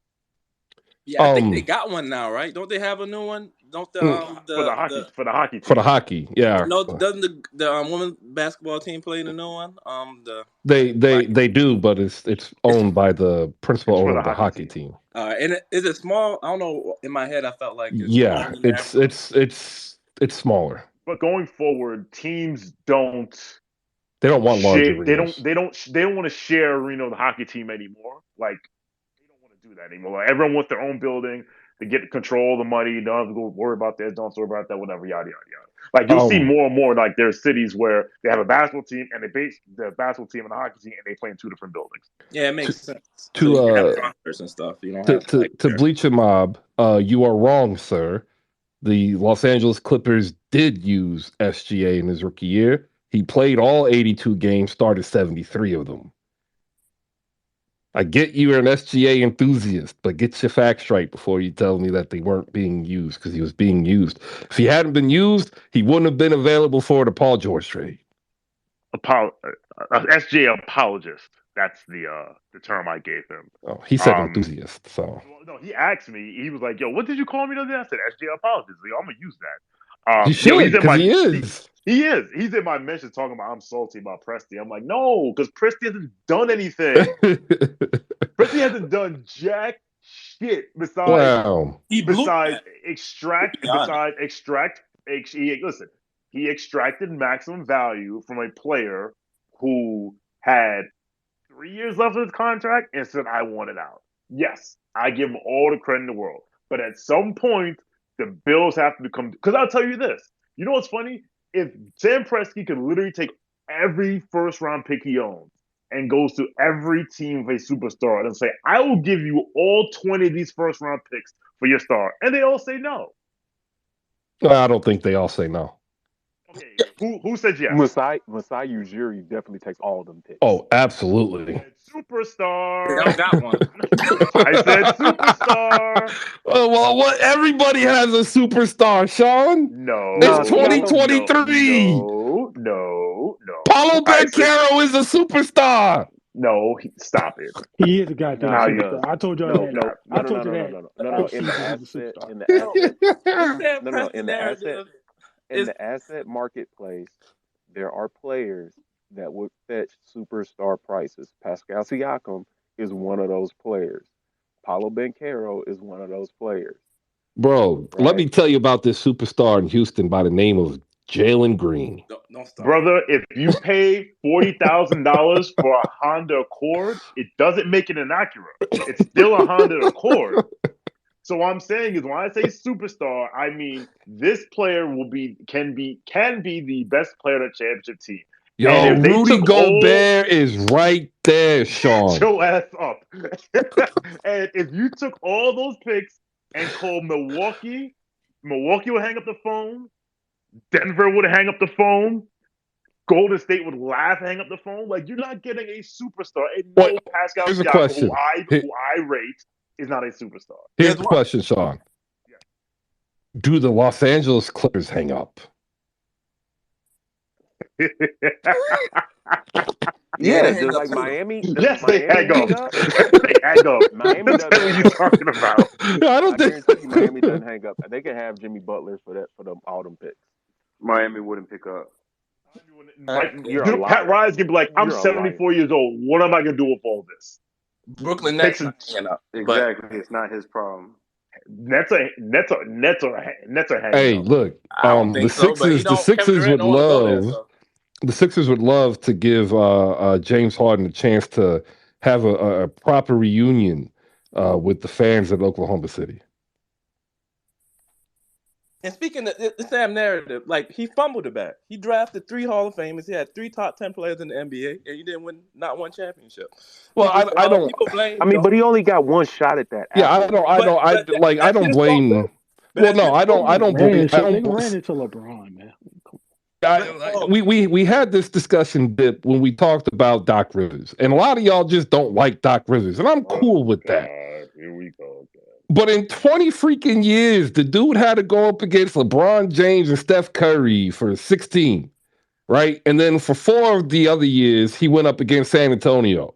He had like a 2-year window, and he won one in Boston, and he lost in Philly, and the only 2 windows he had. And yet, he's a bad coach. You forgot about the Orlando. Man, ain't nobody else Orlando for nothing. No, Orlando fell apart.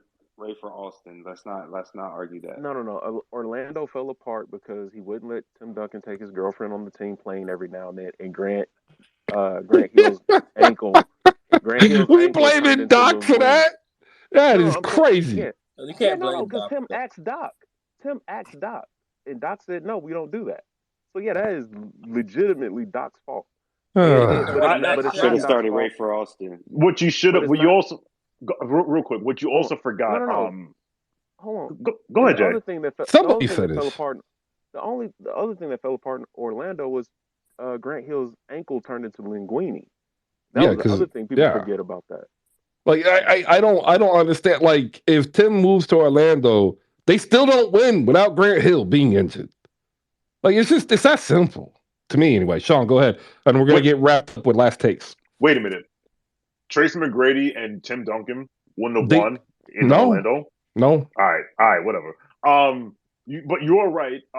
Yes, he ran to LeBron, and he ran to Steph, and then he ran to Corey Brewer and Josh Smith, and then it wasn't able to overcome that dynamic duo.